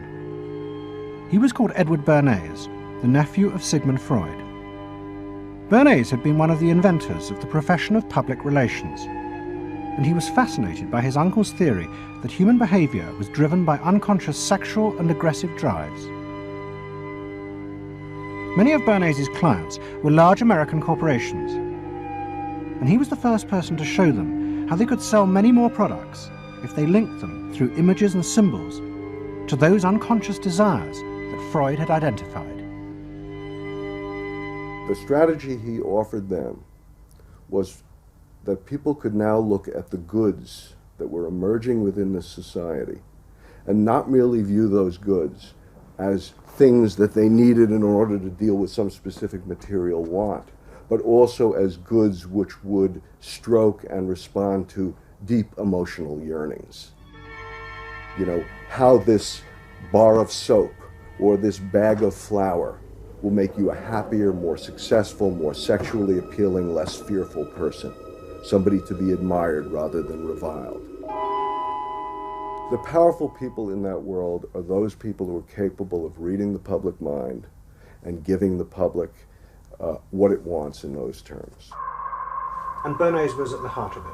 Bernays was the guy who was the foremost articulator of the theories which were driving this new system. By the 1980s, Bernays' ideas had come of age. A vast industry had grown up in America devoted to reading the inner desires of consumers. At its heart was the technique of the focus group. Previous episodes have shown how the focus group was invented by psychoanalysts employed by US corporations. The aim was to allow consumers to express their inner feelings and needs, just as patients did in psychoanalysis. The information was then used to promote and design new products that would fulfill those desires.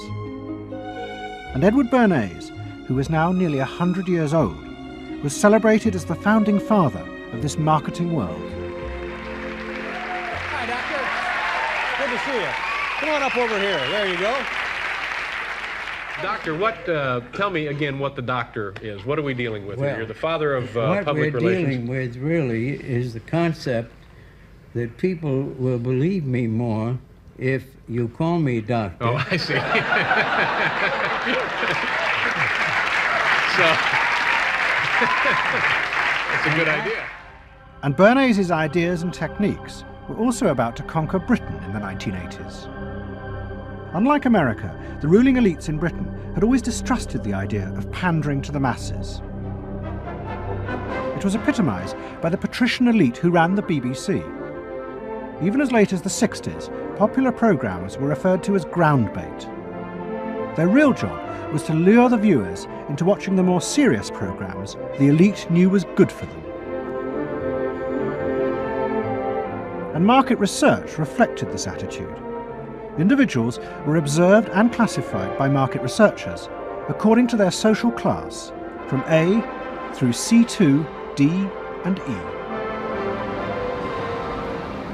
Probably they might be C2s. Yes, I think by the way they're carrying their luggage, all yes, no taxi. No taxi, and all stuffed in the bags like that. I think the lady possibly sets her own hair, which is always an indication. Yes. The children are nicely dressed. Yes, they are. Probably a skilled worker. A skilled, yes, a skilled worker. I would say so. Yes, I would say so. Certain apprenticeship or done some. That's right. Qualifying time. We agree then. Yes, we think C2. We think so. Yes. When people were asked their opinion about both products and politics, they were selected by social class and asked only strictly factual questions about what they thought. Leaving your own party sympathies on one side, who do you think will win this forthcoming election? Labour. Labour. And tell me which you prefer. Which party do you think you'll be voting for? This time, Liberals. You'll be voting for the Liberals. And who do you think will be second? Conservative. This one. Okay. The idea that one might ask people what they themselves felt and desired, and then give it to them, was seen as alien to the ruling elites, which would challenge their belief that they knew what was best for the public.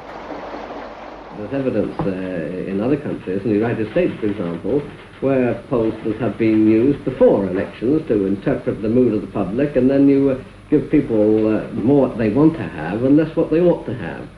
But again, this could be alleged to be more democratic, I don't know. It's very dangerous ground, I think, though, when polls are used in that way. But then, in the economic crisis of the mid-70s, British industry was forced to begin to pay attention to the inner feelings of consumers.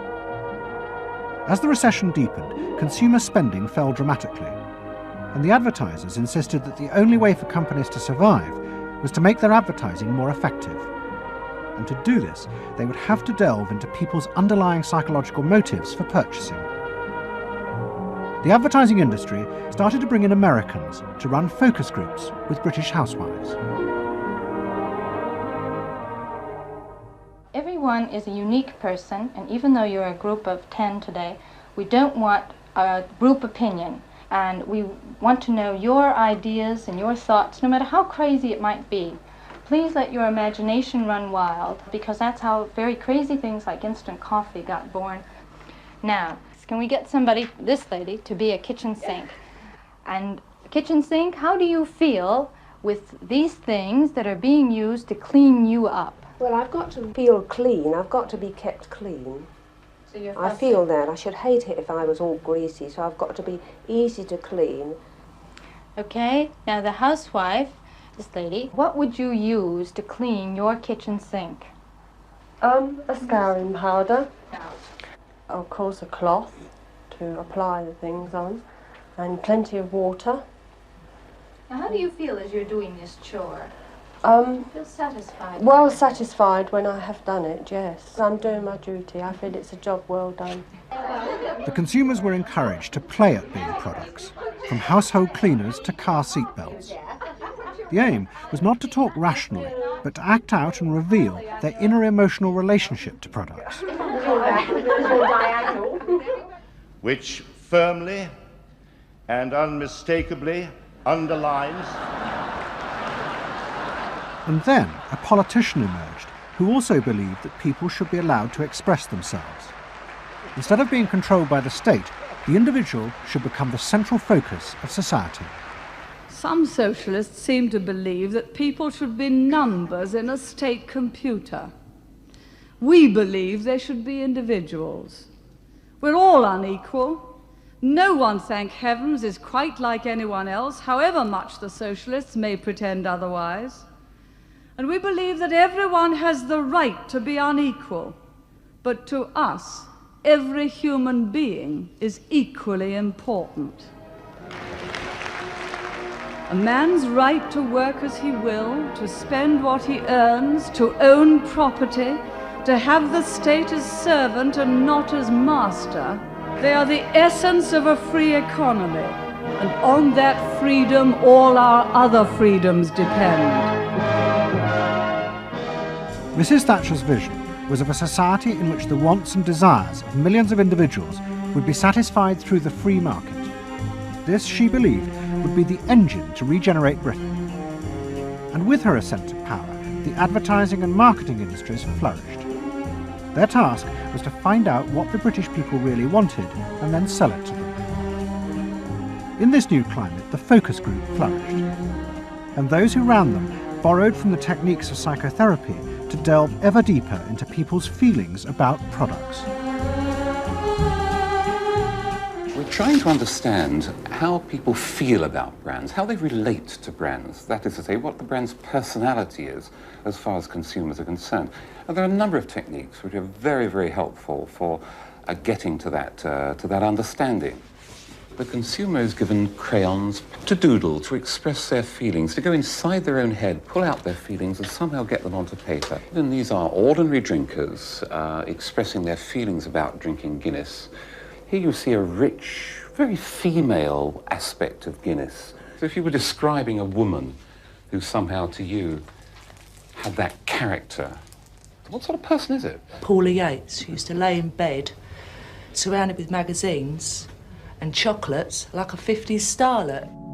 Out of this research, the marketeers began to detect a new individualism. In particular, among those who had voted Conservative for the first time in 1979.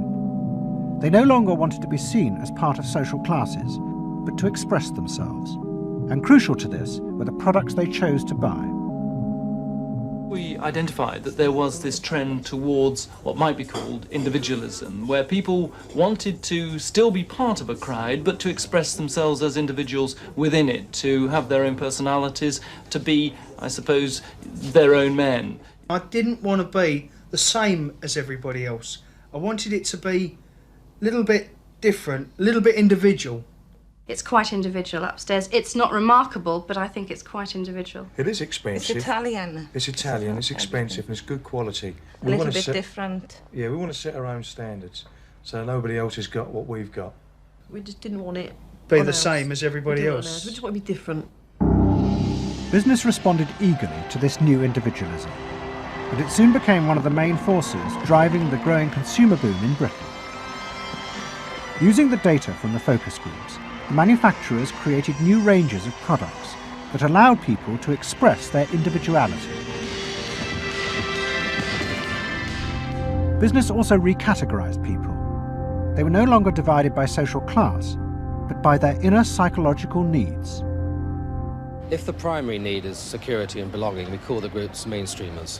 If it's status and the esteem of others, then it's aspirers. If it's control, it's succeeders, and if it's self-esteem, it's reformers. And this new marketing culture began to take over the institutions previously dominated by a patrician elite, in particular the world of journalism. The assault was led by the profession of public relations. In the past, PR had been seen as seedy and corrupt, but now it became a glamorous business, promoting products and celebrities. And one of the rising stars was another member of the Freud family, Matthew Freud, the son of the Liberal MP Clement. What Freud and other PRs realised was that they could use their celebrities as levers to infiltrate advertising into the editorial content of newspapers. The newspapers were offered exclusive interviews with celebrities, but only if they also agreed to mention products made by Freud's corporate clients, in terms dictated by the company.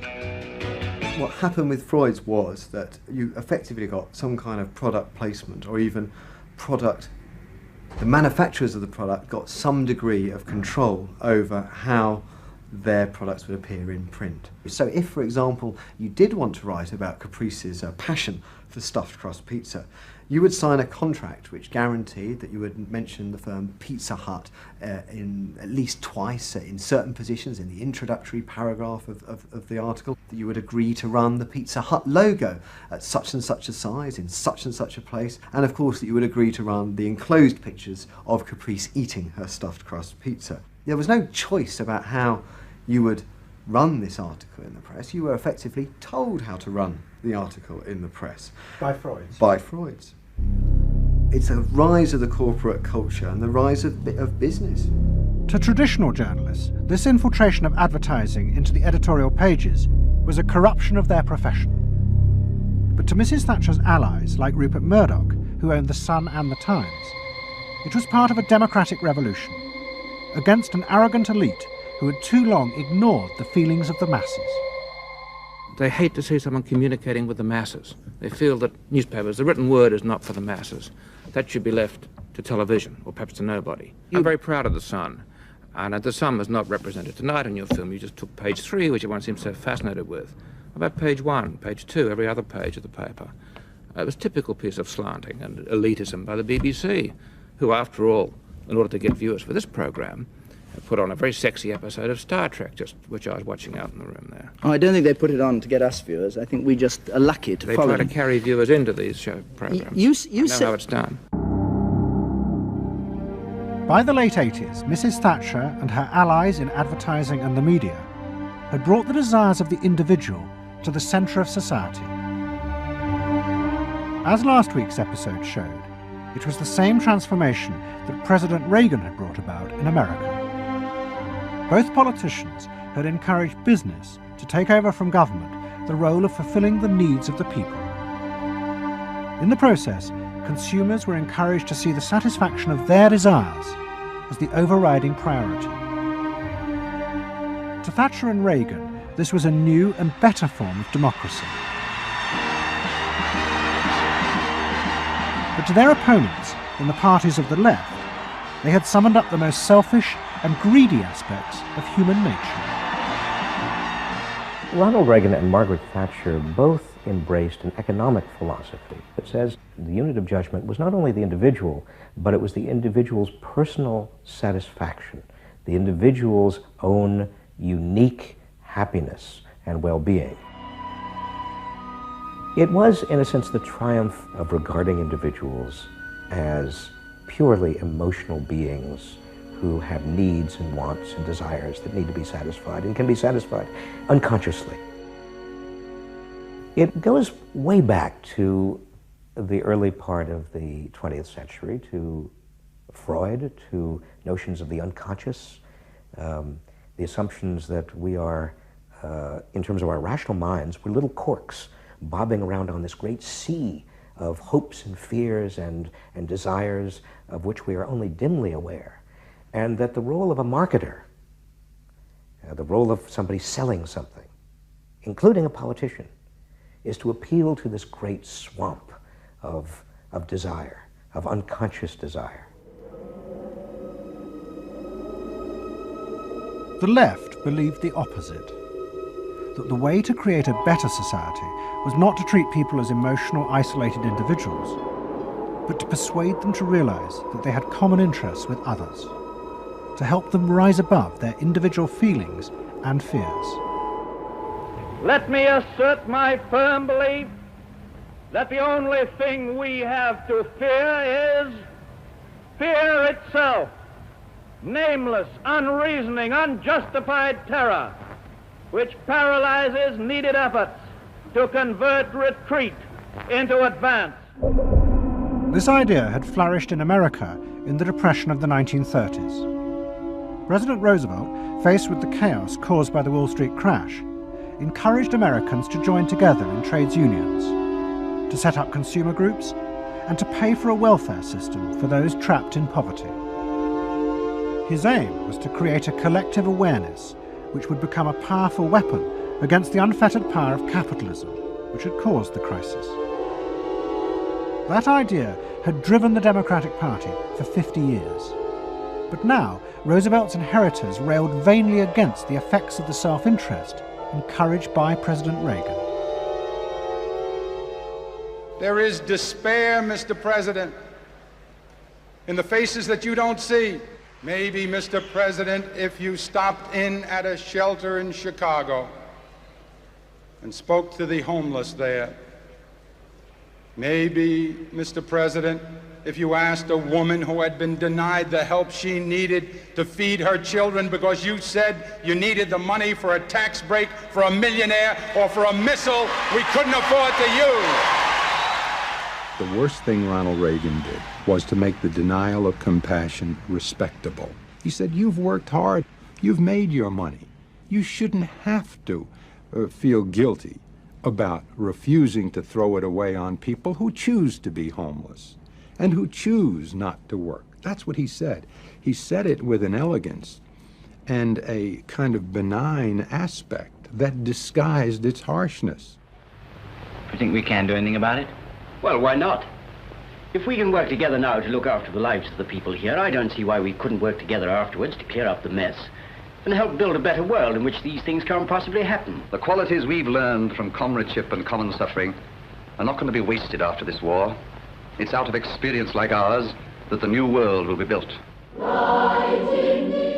That same idea of marshalling the collective force of the masses to challenge the entrenched power of wealth and business had also led the Labour Party to power in Britain after the war.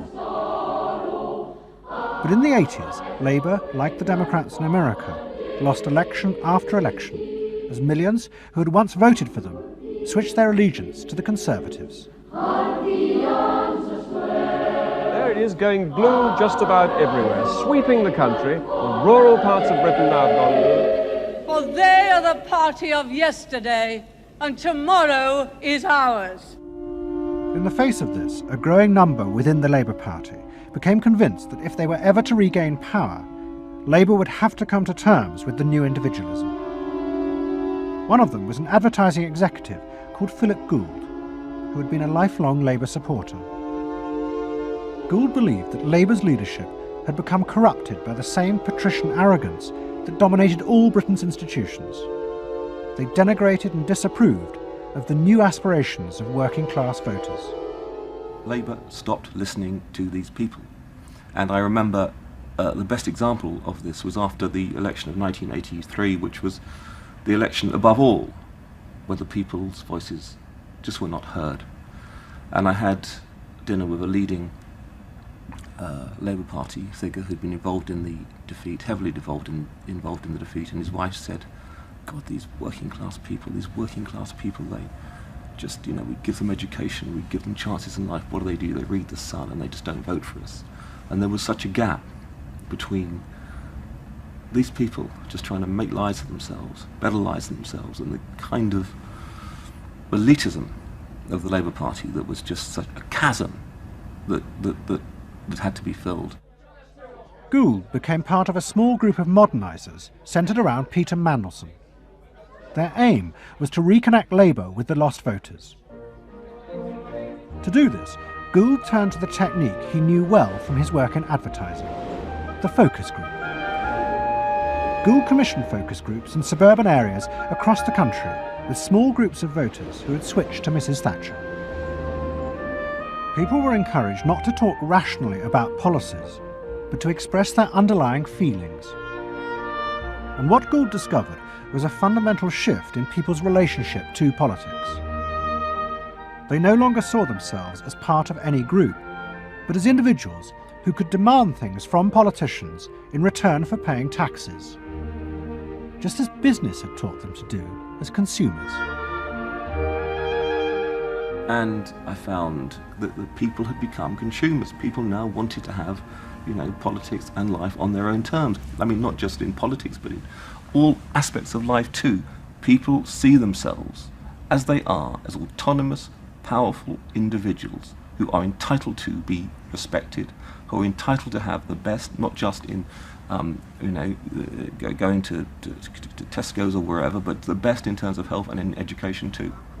All this was about getting the Labour Party to understand that people really, really, really had changed, and the Labour Party had not, and unless the Labour Party changed, it would not win.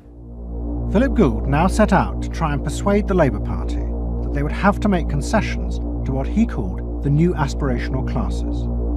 But he was going to face implacable opposition.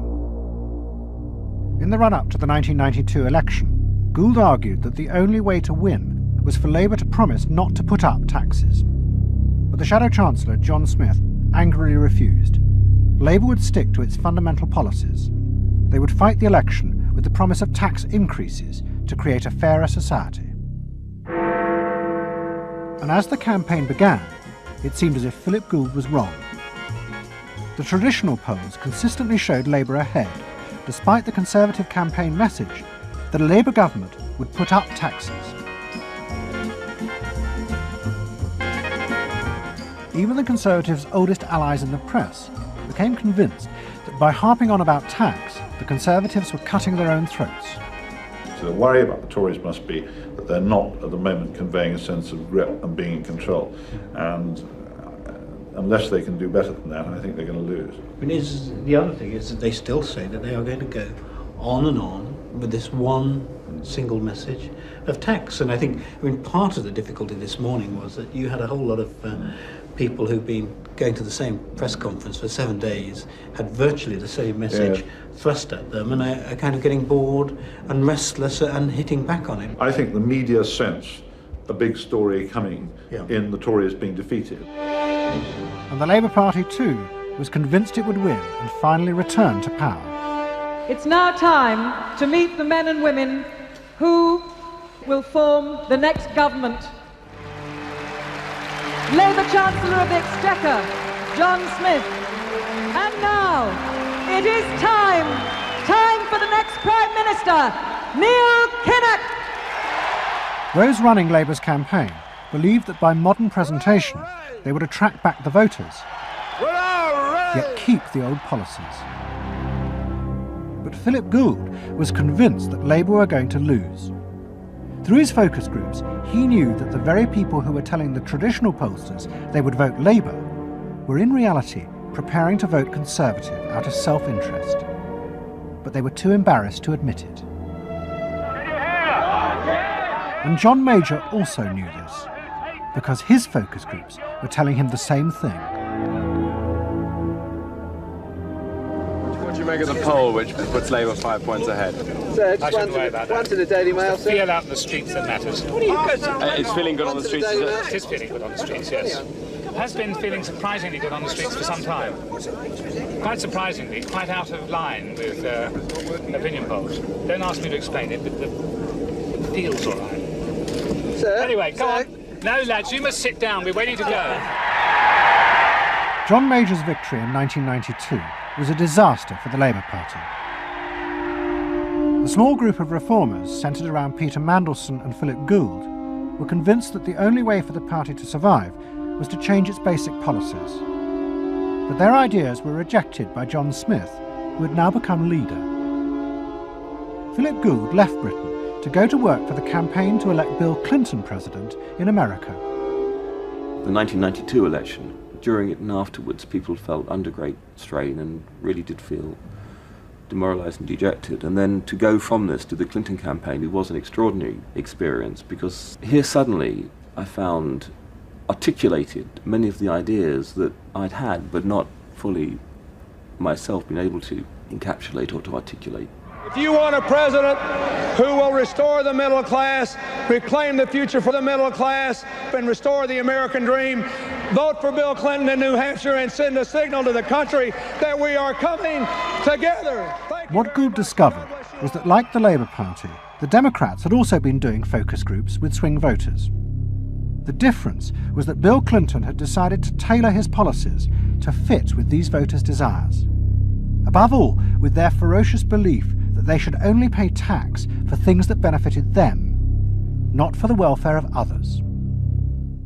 I have no idea what percentage of my tax dollars go to welfare, but even if it's a minuscule percentage, even if it's 0.25%, it's still too much for the people that are receiving these benefits that are basically non-productive. The Clinton team decided that to win, they had to promise tax cuts for these suburban voters. And they also used the focus groups throughout the campaign to check every appearance, speech and policy with them for their approval. what Clinton called the forgotten middle class became central figures in a new type of reactive politics. Candidates for the presidency of the United States had been prepackaged and designed for many, many years. What was new was an attempt to use very sophisticated or pseudo-sophisticated techniques to plumb the public psychology, to find out precisely what the desires of the individuals were, and then to come up with a candidate and a platform and images and words that exactly responded to those deep desires. This was packaging at a new level. This was polling at an extreme. I'm not going to raise taxes on the middle class. And the middle class needs a break. Government is in the way. It's taking more of your money and giving you less in return. In the name of the hard-working Americans who make up our forgotten middle class, I proudly accept your nomination for President of the United States. Stay focused. Talk about things that matter to people. You know? It's the economy, stupid. Okay? But Clinton's campaign team, led by James Carville and George Stephanopoulos, did not believe that they were capitulating to the selfish desires of the middle classes. Tax cuts were the price they had to pay to regain power. But once in power, they would still fulfill traditional democratic policies and help the poor who had been neglected under Reagan, above all with the reform of healthcare. They would pay for the tax cuts by cutting defence spending and increasing taxes on the very rich. In this way, they believed they were forging a coalition of the new and the old voters, both of whom could be satisfied. Probably for the first time in a generation tomorrow, we're going to win. And that means that more people are going to have better jobs. People are going to pay a little less for health care, get better care. And more kids are going to go to better schools. So thanks.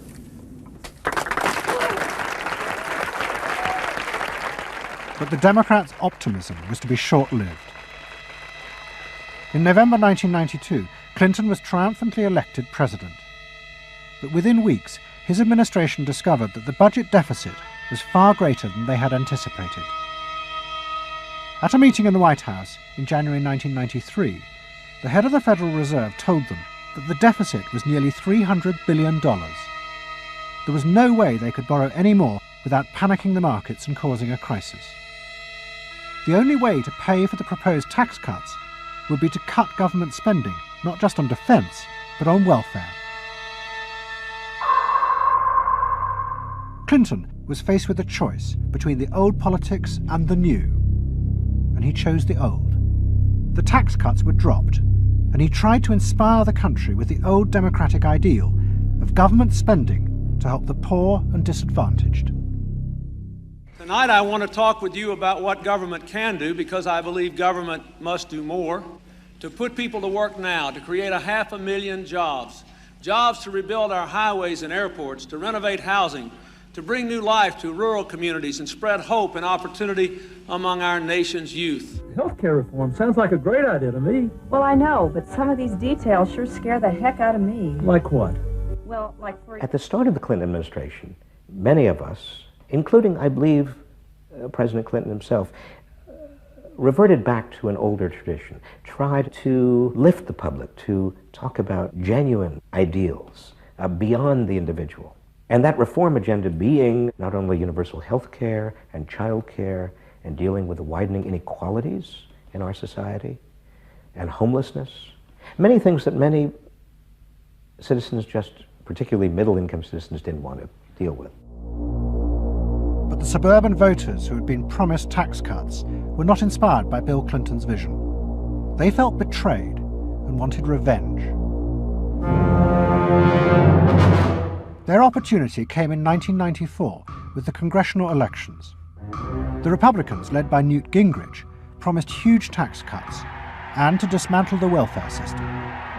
The voters who had defected to Clinton switched sides yet again, and the Republicans won both houses of Congress in a landslide. Well, I think it's a tremendous vote in favor of smaller government, lower taxes, and in a sense, a renewal of the Thatcher-Reagan tradition. And I think in that sense, it's pretty decisive. It means that the welfare state is going to be less hospitable for people who are not willing to take responsibility for their own situation. No question about it. I think today is the beginning of the end of the welfare state. For Clinton, it was a disaster. Faced with a hostile Congress, there was no way for him to get his reforms through. His personal popularity plummeted, and it seemed certain he would not be re-elected in 2 years' time. In desperation, and without telling his cabinet, Clinton turned for help to one of America's most ruthless political strategists, Dick Morris. What did he want you to do? Save his butt. Clinton was in serious trouble. He had lost the '94 election. He had lost control of Congress, and he hired me to come back and help save him. So he was basically asking me to perform roughly the same role as a life preserver would if you're drowning. What Morris told Clinton was that to win re-election, he would have to transform the very nature of politics. The crucial swing voters in the suburbs now thought and behaved like consumers. The only way to win them back was to forget all ideology and instead turn politics into a form of consumer business. Clinton must try to identify their personal desires and whims and then promise to fulfill them. If he followed those consumer rules, they would follow him. I said that I felt the most important thing for him to do was to bring to the political system the same consumer rules philosophy that the business community has. Because I think politics needs to be as responsive to the whims and the desires of the marketplace as business is. And it needs to be as sensitive to the bottom line, profits or votes, as a business is. I think that all of this involves really a changed view of the voters, so that instead of treating them as targets, you treat them as owners. Instead of treating them as something that you can manipulate, you treat them as something you need to learn from. And instead of feeling that you can stay in one place and you can manipulate the voters, you need to learn what they want and move yourself to accommodate it. To get inside the minds of the swing voters, Morris brought lifestyle marketing into politics for the first time. He went to one of America's most prominent market research firms called Penn & Shern and commissioned what they called a neuropersonality poll. It was a massive survey of hundreds of thousands of voters, but the only political questions it asked were to find out whether someone was a swing voter or not. All the other questions were intimate psychological ones, designed to see whether swing voters fell into identifiable psychological types. Well, we were asking people like, do you think you're the life of the party? Do you think when you see things that you like to have a list and organize them? Do you typically try to plan things ahead, or do you like to be more spontaneous? Where do you like to go? What sports do you like to play? What would you do with your spouse on a romantic weekend? So we were asking people some very personal questions about their own lives, to try to see were the kinds of people that were likely to change their vote also possessing of certain kinds of personality traits. And in fact, they were. The neuropersonality poll allowed the Clinton team to segment swing voters into different lifestyle types. They were given names like pools and patios, or caps and gowns, who were urban intellectuals living in university towns. From this, the team could identify ways in which they could make individuals feel more secure in their chosen lifestyles, just as business had learned to do with products. Dick Morris called it small bore politics, tiny details of people's lives and personal anxieties which politics had never even thought about or noticed before, but which now had become the key to winning power. It was an America that focused on day-to-day practical concerns. Should I wear seatbelts? Should I stop smoking? Should I wear a school uniform? Is my neighborhood being protected? It was not so much a new individualism as the social order as we had known it had broken down. So we got into people's heads, understood their psychology about lifestyle, about values, what they thought was important. what issues they wanted politicians, and particularly the president, to address. And these issues proved to be very, very different from what the conventional wisdom had suggested. As the election campaign began, Clinton revealed Morris's new approach to a shocked White House. All traditional policies were to be dropped. Instead, he would concentrate exclusively on policies that targeted the worries of the swing voters. V-chips would be fitted into televisions to prevent children from watching pornography. And mobile phones would be fitted into school buses to make parents feel more secure.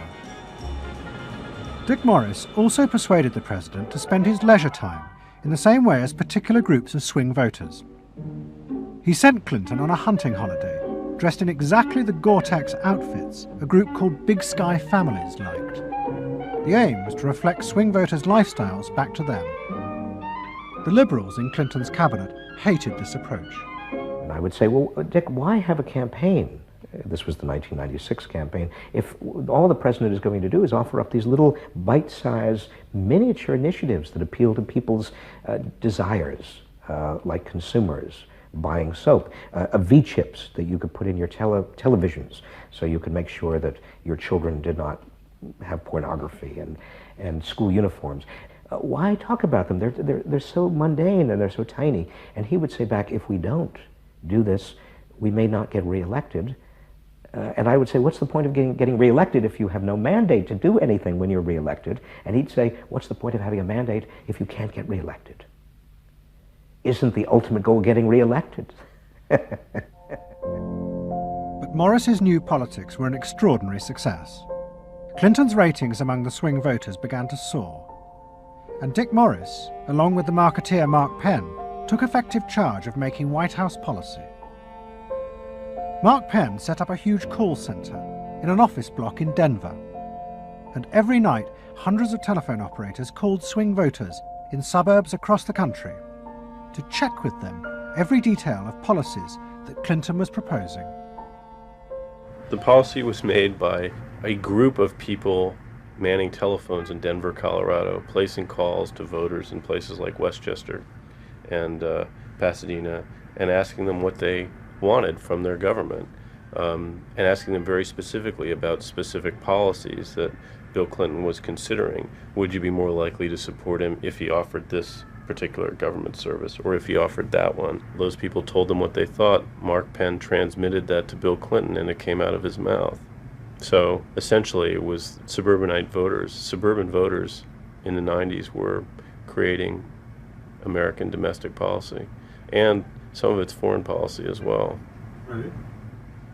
Yeah, Mark Penn was polling on questions like whether we should bomb in Bosnia, things like that. Morris also insisted that Clinton make a symbolic sacrifice of the old politics to convince the swing voters to trust him. In August 1996, Clinton signed a bill which ended the system of guaranteed help for the poor and unemployed. Welfare would be cut back after 2 years in order to force people into work. The new system was called welfare to work, and would, he said, be a hand up, not a handout. It was the effective end of the guaranteed welfare system created by President Roosevelt 60 years before. For many in Clinton's cabinet, it was also the end of the progressive political ideal that Roosevelt had represented. The belief that one used a position of leadership to persuade the voters to think and behave as social beings, not as self-interested individuals. Dick Morris and the pollsters had won. And by that I mean that the people who ultimately got to the president, shaped the president's mind, were those who viewed the voters as just a collection of individual desires that had to be catered to and pandered to. It suggests that democracy is nothing more, and should be nothing more, than pandering to these unthought about, very primitive desires. Primitive in the sense that they are not even necessarily conscious, just what people want in terms of satisfying themselves. And the same triumph of the politics of the self was about to happen in Britain too. In 1994, Tony Blair had become the leader of the Labour Party. and the reforming group centred around Peter Mandelson became all-powerful. Almost every night, Philip Gould ran focus groups with swing voters in the suburbs. But this time he was listened to, and the desires and the fears of the new aspirational classes became the central force shaping Labour Party policies. In that period, I was talking to people who used to vote Conservative and were considering voting Labour, and they wanted understood that they are financially pressed and that there are limits to the extent to which taxation can be improved. They think that crime is an issue that matters to them and should be respected. They want welfare to go to people who deserve welfare, not to people who do not. This was seen of by many in the Labour Party as selfish. I never saw that it was selfish. I believe that a dad or a mum doing their best for their family isn't selfish. They're just doing their best for their family, and that's what people do. A crackdown on those who make life hell in their local neighbourhoods through noise or disturbance. Law and order is a Labour issue today. Philosophy of campaigning is, let's concentrate on swing voters, let's focus group them to find out what they want and what will appeal to them, and let's just relentlessly push those themes in the election. Something is happening to you. After promising to put money in your pocket, the Conservatives are quietly taking it away. Philip Gould was crucial because he gave the raw material, if you like, for these politicians to do this kind of politics. In that when he came up with stuff, they'd follow it, pretty much without exception. Blair himself would pore over these sort of 12-page memos and say, well, this is what we must do. We want people to earn more, to consume the good things of life. We want people to pay lower taxes. Gordon Brown says the Labour government would hold the main tax rates unchanged. The Labour government will not increase the basic rate of tax. I want to make it clear that I will not increase tax. In fact, the Labour Party does stand with the Middle England. Those that aspire to do better, to get on in life, and be ambitious for themselves and their families will do better with Labour. Groups of 8 people drinking wine and nibbling, Cheerios, what they thought determined effectively everything that the Labour Party did. And although those running the campaign liked to portray the new approach as their invention, it was in fact copied from the Americans, even down to the phrases that the American marketeers had tested on their swing voters. Peter Mandelson and his team were in the United States watching what we did and copied almost verbatim our approach in their 1997 campaign. The benefit system should be about giving people a hand up, not just a handout. Mandelson's not a fool if he's anything. He saw something that worked, so why not do it? And I can remember reading their manifesto and saying to myself, they just took it lock, stock, and barrel. On one hand you're proud, and on another hand you're bitch. And as in America, Labour was forced to drop policies that would not directly benefit the swing voters, even if it meant sacrificing its fundamental principles. The commitment to public control of industry, which was enshrined as Clause 4 of the party constitution, was dropped. The aim of Clause 4 had been to use the collective power of the people to challenge the unfettered greed of business. But now, Tony Blair was faced with crucial voters who no longer saw themselves as exploited by the free market. They saw themselves as individual consumers who were fulfilled and given identity by what business delivered them. The new Clause 4 promised not to control the free market, but to let it flourish. Business is more powerful than government. It is quicker, it is more creative. Business is the lifeblood of the country. From this come all the benefits that society needs. Employment, investment. I think, frankly, there is only one party getting business right, and that's New Labour. What New Labour did suits people who exert power in society not through the political system, or not through the democratic political system. So it suits big business, and it suits entrenched interest, and it suits the status quo. Those 3 things, of course, just off the top of my head, being the things that the Labour Party is supposed to be, a counterforce to. What that means is big business get to carry on exerting their power behind the scenes, getting their way, because there's no countervailing pressure. Countervailing pressure isn't going to come from, 8 people sipping wine in Kettering. Here he goes, turning an awful lot of other blue seats red as well.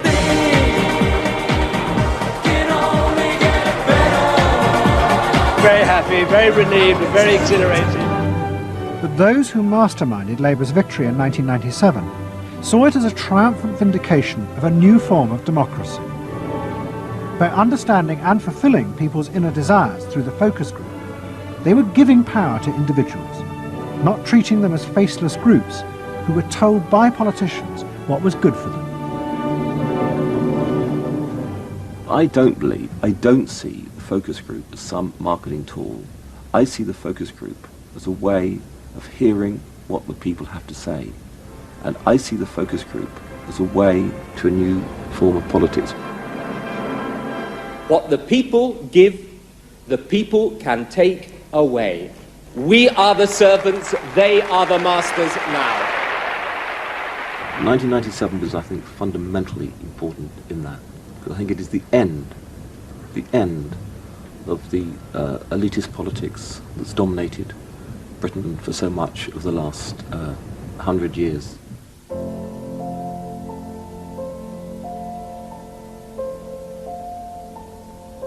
In 1939, Edward Bernays, Sigmund Freud's nephew, created a vision of a future world in which the consumer was king.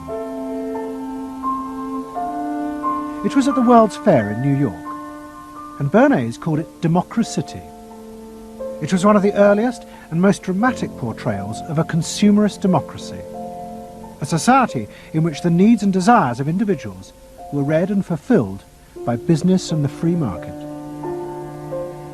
The World's Fair created a spectacle in which all of these concerns were met, and they were met by Westinghouse and General Motors and the American Cash Register Company, and company after company presented itself as this sort of centerpiece of a society in which human desire and human want and human anxiety would all be responded to and would all be met purely through the free enterprise system. There was this sort of notion that the free market was something that was not guided by ideologies or by political power. It was something that simply was guided by the people's will. This was the model of democracy that both New Labour and the American Democrats had bought into in order to regain power.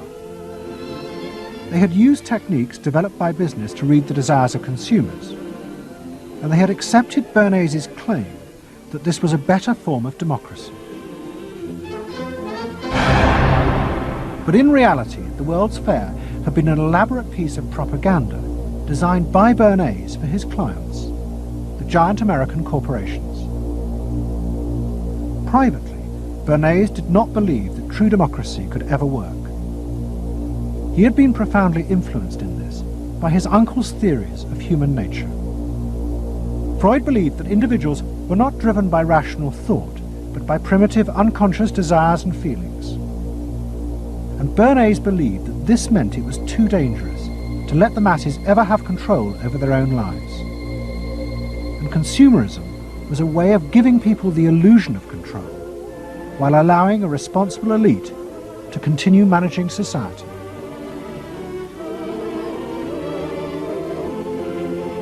It's not that the people are in charge, but that the people's desires are in charge.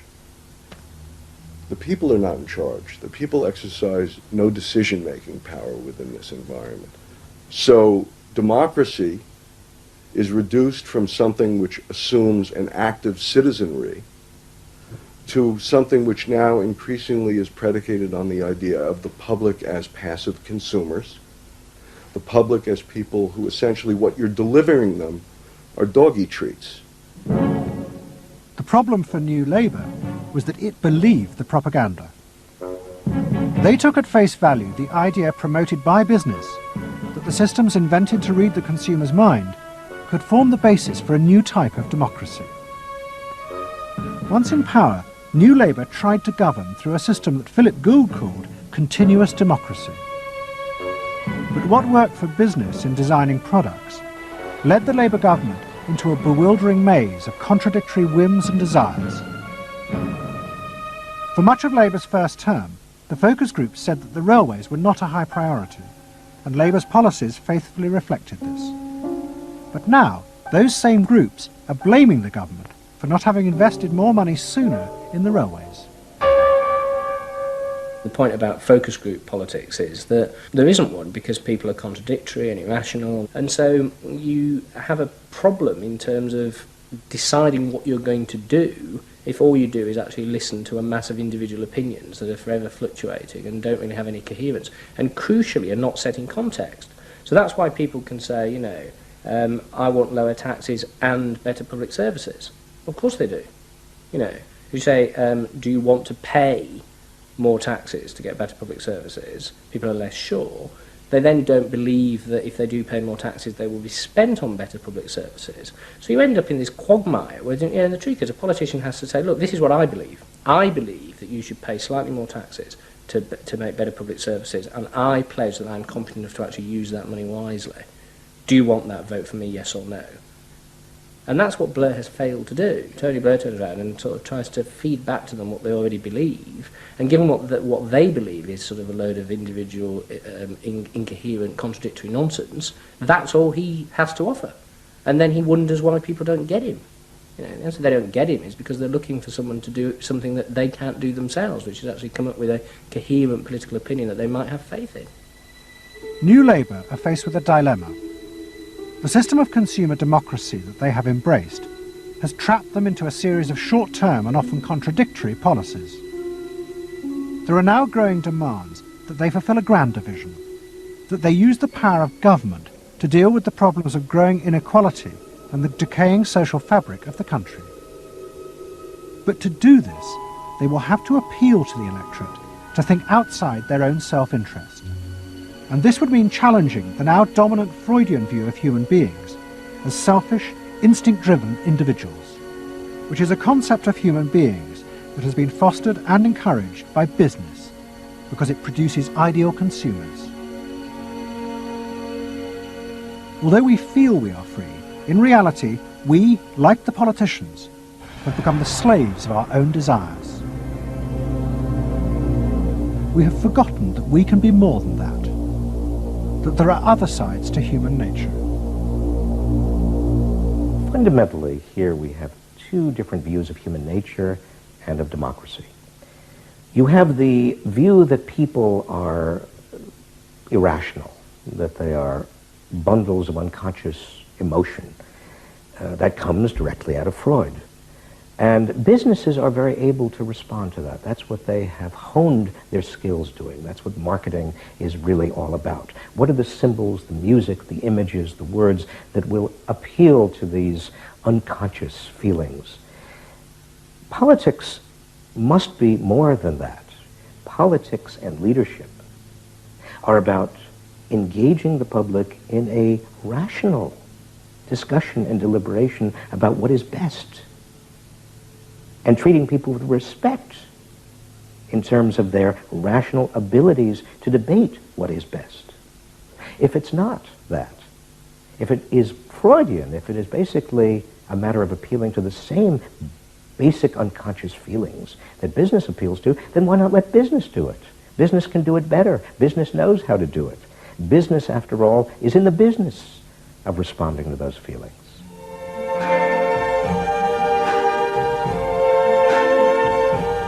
I see trees of green, red roses too. I see them bloom for me and you. And I think to myself, what a wonderful world. I think to myself, what a wonderful